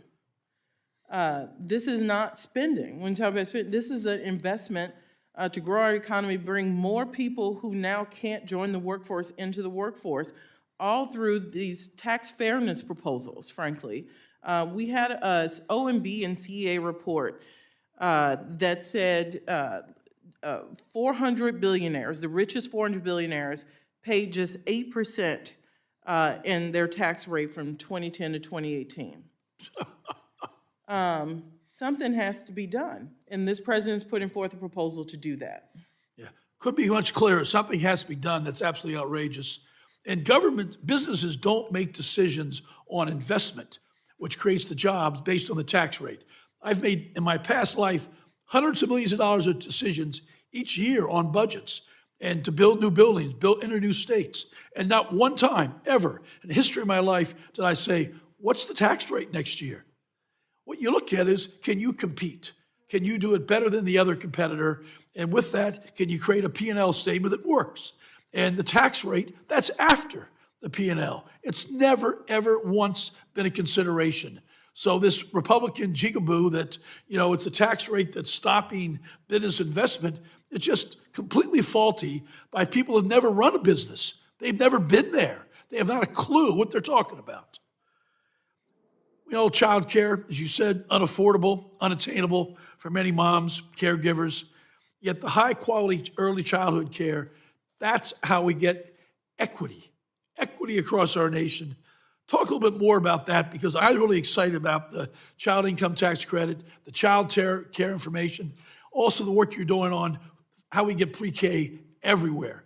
Then we got to think about the 3-year-olds, how we get them in full day in our public school system, because we know that's going to pay us dividends later. You spend money to bring in more revenue down the road. We know kids who have access to quality pre-K 3 and 4, their graduation rates go up. They have a better chance of going to college and getting a college degree, which we still believe is a pathway to middle class. And those are facts. And again, it goes back to a budget, those investments. We can send kids at 3 and 4 to school. Now, my child decided to be born a month late to go to pre-K 3, so I'll be paying exorbitant child care fees for another year. But parents should have access to affordable child care. We have a proposal that says some parents shouldn't pay more than $10 a day to quality affordable child care. We need pre-K. We need a full suite of solutions. This budget provides it. Director, thank you for all your hard work, and God bless. Take the rest of the day off, hopefully. Another hearing, sir. I figured. I yield back. I thank the gentleman from Maryland, and we are now at the end where I want to make just a few closing comments. I know you've been here a good bit of time. I appreciate you taking the questions from my colleagues. And you are a good person, and I like you, and I like working with you. As I said at the beginning, I like you. I do not like the president's budget, and I hate what I think the budget would do to this country, which is more of what has happened the last few years. I don't think Republicans have all the answers, and I don't think there are things that Democrats propose that should be dismissed out of hand. And I think most of the big problems, quite frankly, will only be solved when Democrats and Republicans get in a room, hash it out, find consensus, which is why I'm so interested in a bipartisan fiscal commission. I don't have much hope in this institution. It's a long shot. It may not work, but the current dynamic isn't working either. But we do at least have this sort of belief system, as I said, this set of policies that reflect the values of my Democrat colleagues, who have the best of intentions, and my Republican colleagues. But here's one thing we can't disagree on. And so the American people can look at the president's budget, see the belief system, and vote accordingly. Same way with the Republicans' balanced budget blueprint. So it's there for everybody to see now. We've marked ours up. The president has submitted his. This is how it ought to work. The people will make those decisions in November. But here's what's not for debate: the unsustainability of the path that we're on. And this is what I want to say to you from my heart, in the deepest, with the deepest concern for our country's future. Both parties have contributed to the mess we're in, no doubt. I do not give my Republican colleagues and my party a pass for where we are today, where we're going, which could be catastrophic. I don't have to recite the numbers to you. Ms. Young, you know them well. But CBO just came out with a 30-year projection. So they gave us the $20 trillion that will be added to the debt with current policies over 10. We're already paying more, almost $1 trillion in interest, more than we pay in defense for our national defense. But in 30 years, it's going to be about $150 trillion. And the share of that per family will go from about $250,000 to $1 million. And our annual deficit, which is almost $2 trillion now, will be over $7 trillion in 30 years. And think about that, Mr. Trone. Just think about that as a business guy. We're going to spend 75% of our $7 trillion in what we borrow to fund this government on interest alone, not on a safety net, not on sailors and soldiers, not on climate policy and programs. I mean, pick your thing. Let's debate those programs. Let's debate those strategies to solve problems that the American people believe we ought to be responsible in doing. But we got to pay for this. Because, and I'm just quoting you back, and this isn't one of those to put it back on you, but you made a good, I think it's a statement that a lot of people believe here. We don't tax citizens on the debt. Yeah, we tax our children on the debt. Debt is a deferred tax on our kids. And it is not only not courageous, it's immoral for both sides to leave us on this unsustainable path. So just find it in your heart and push hard while you're still serving our country and this president to encourage your colleagues on the Democrat side, as I encourage my Republican colleagues, to get in a room, so to speak, hash it out, and let's save this country.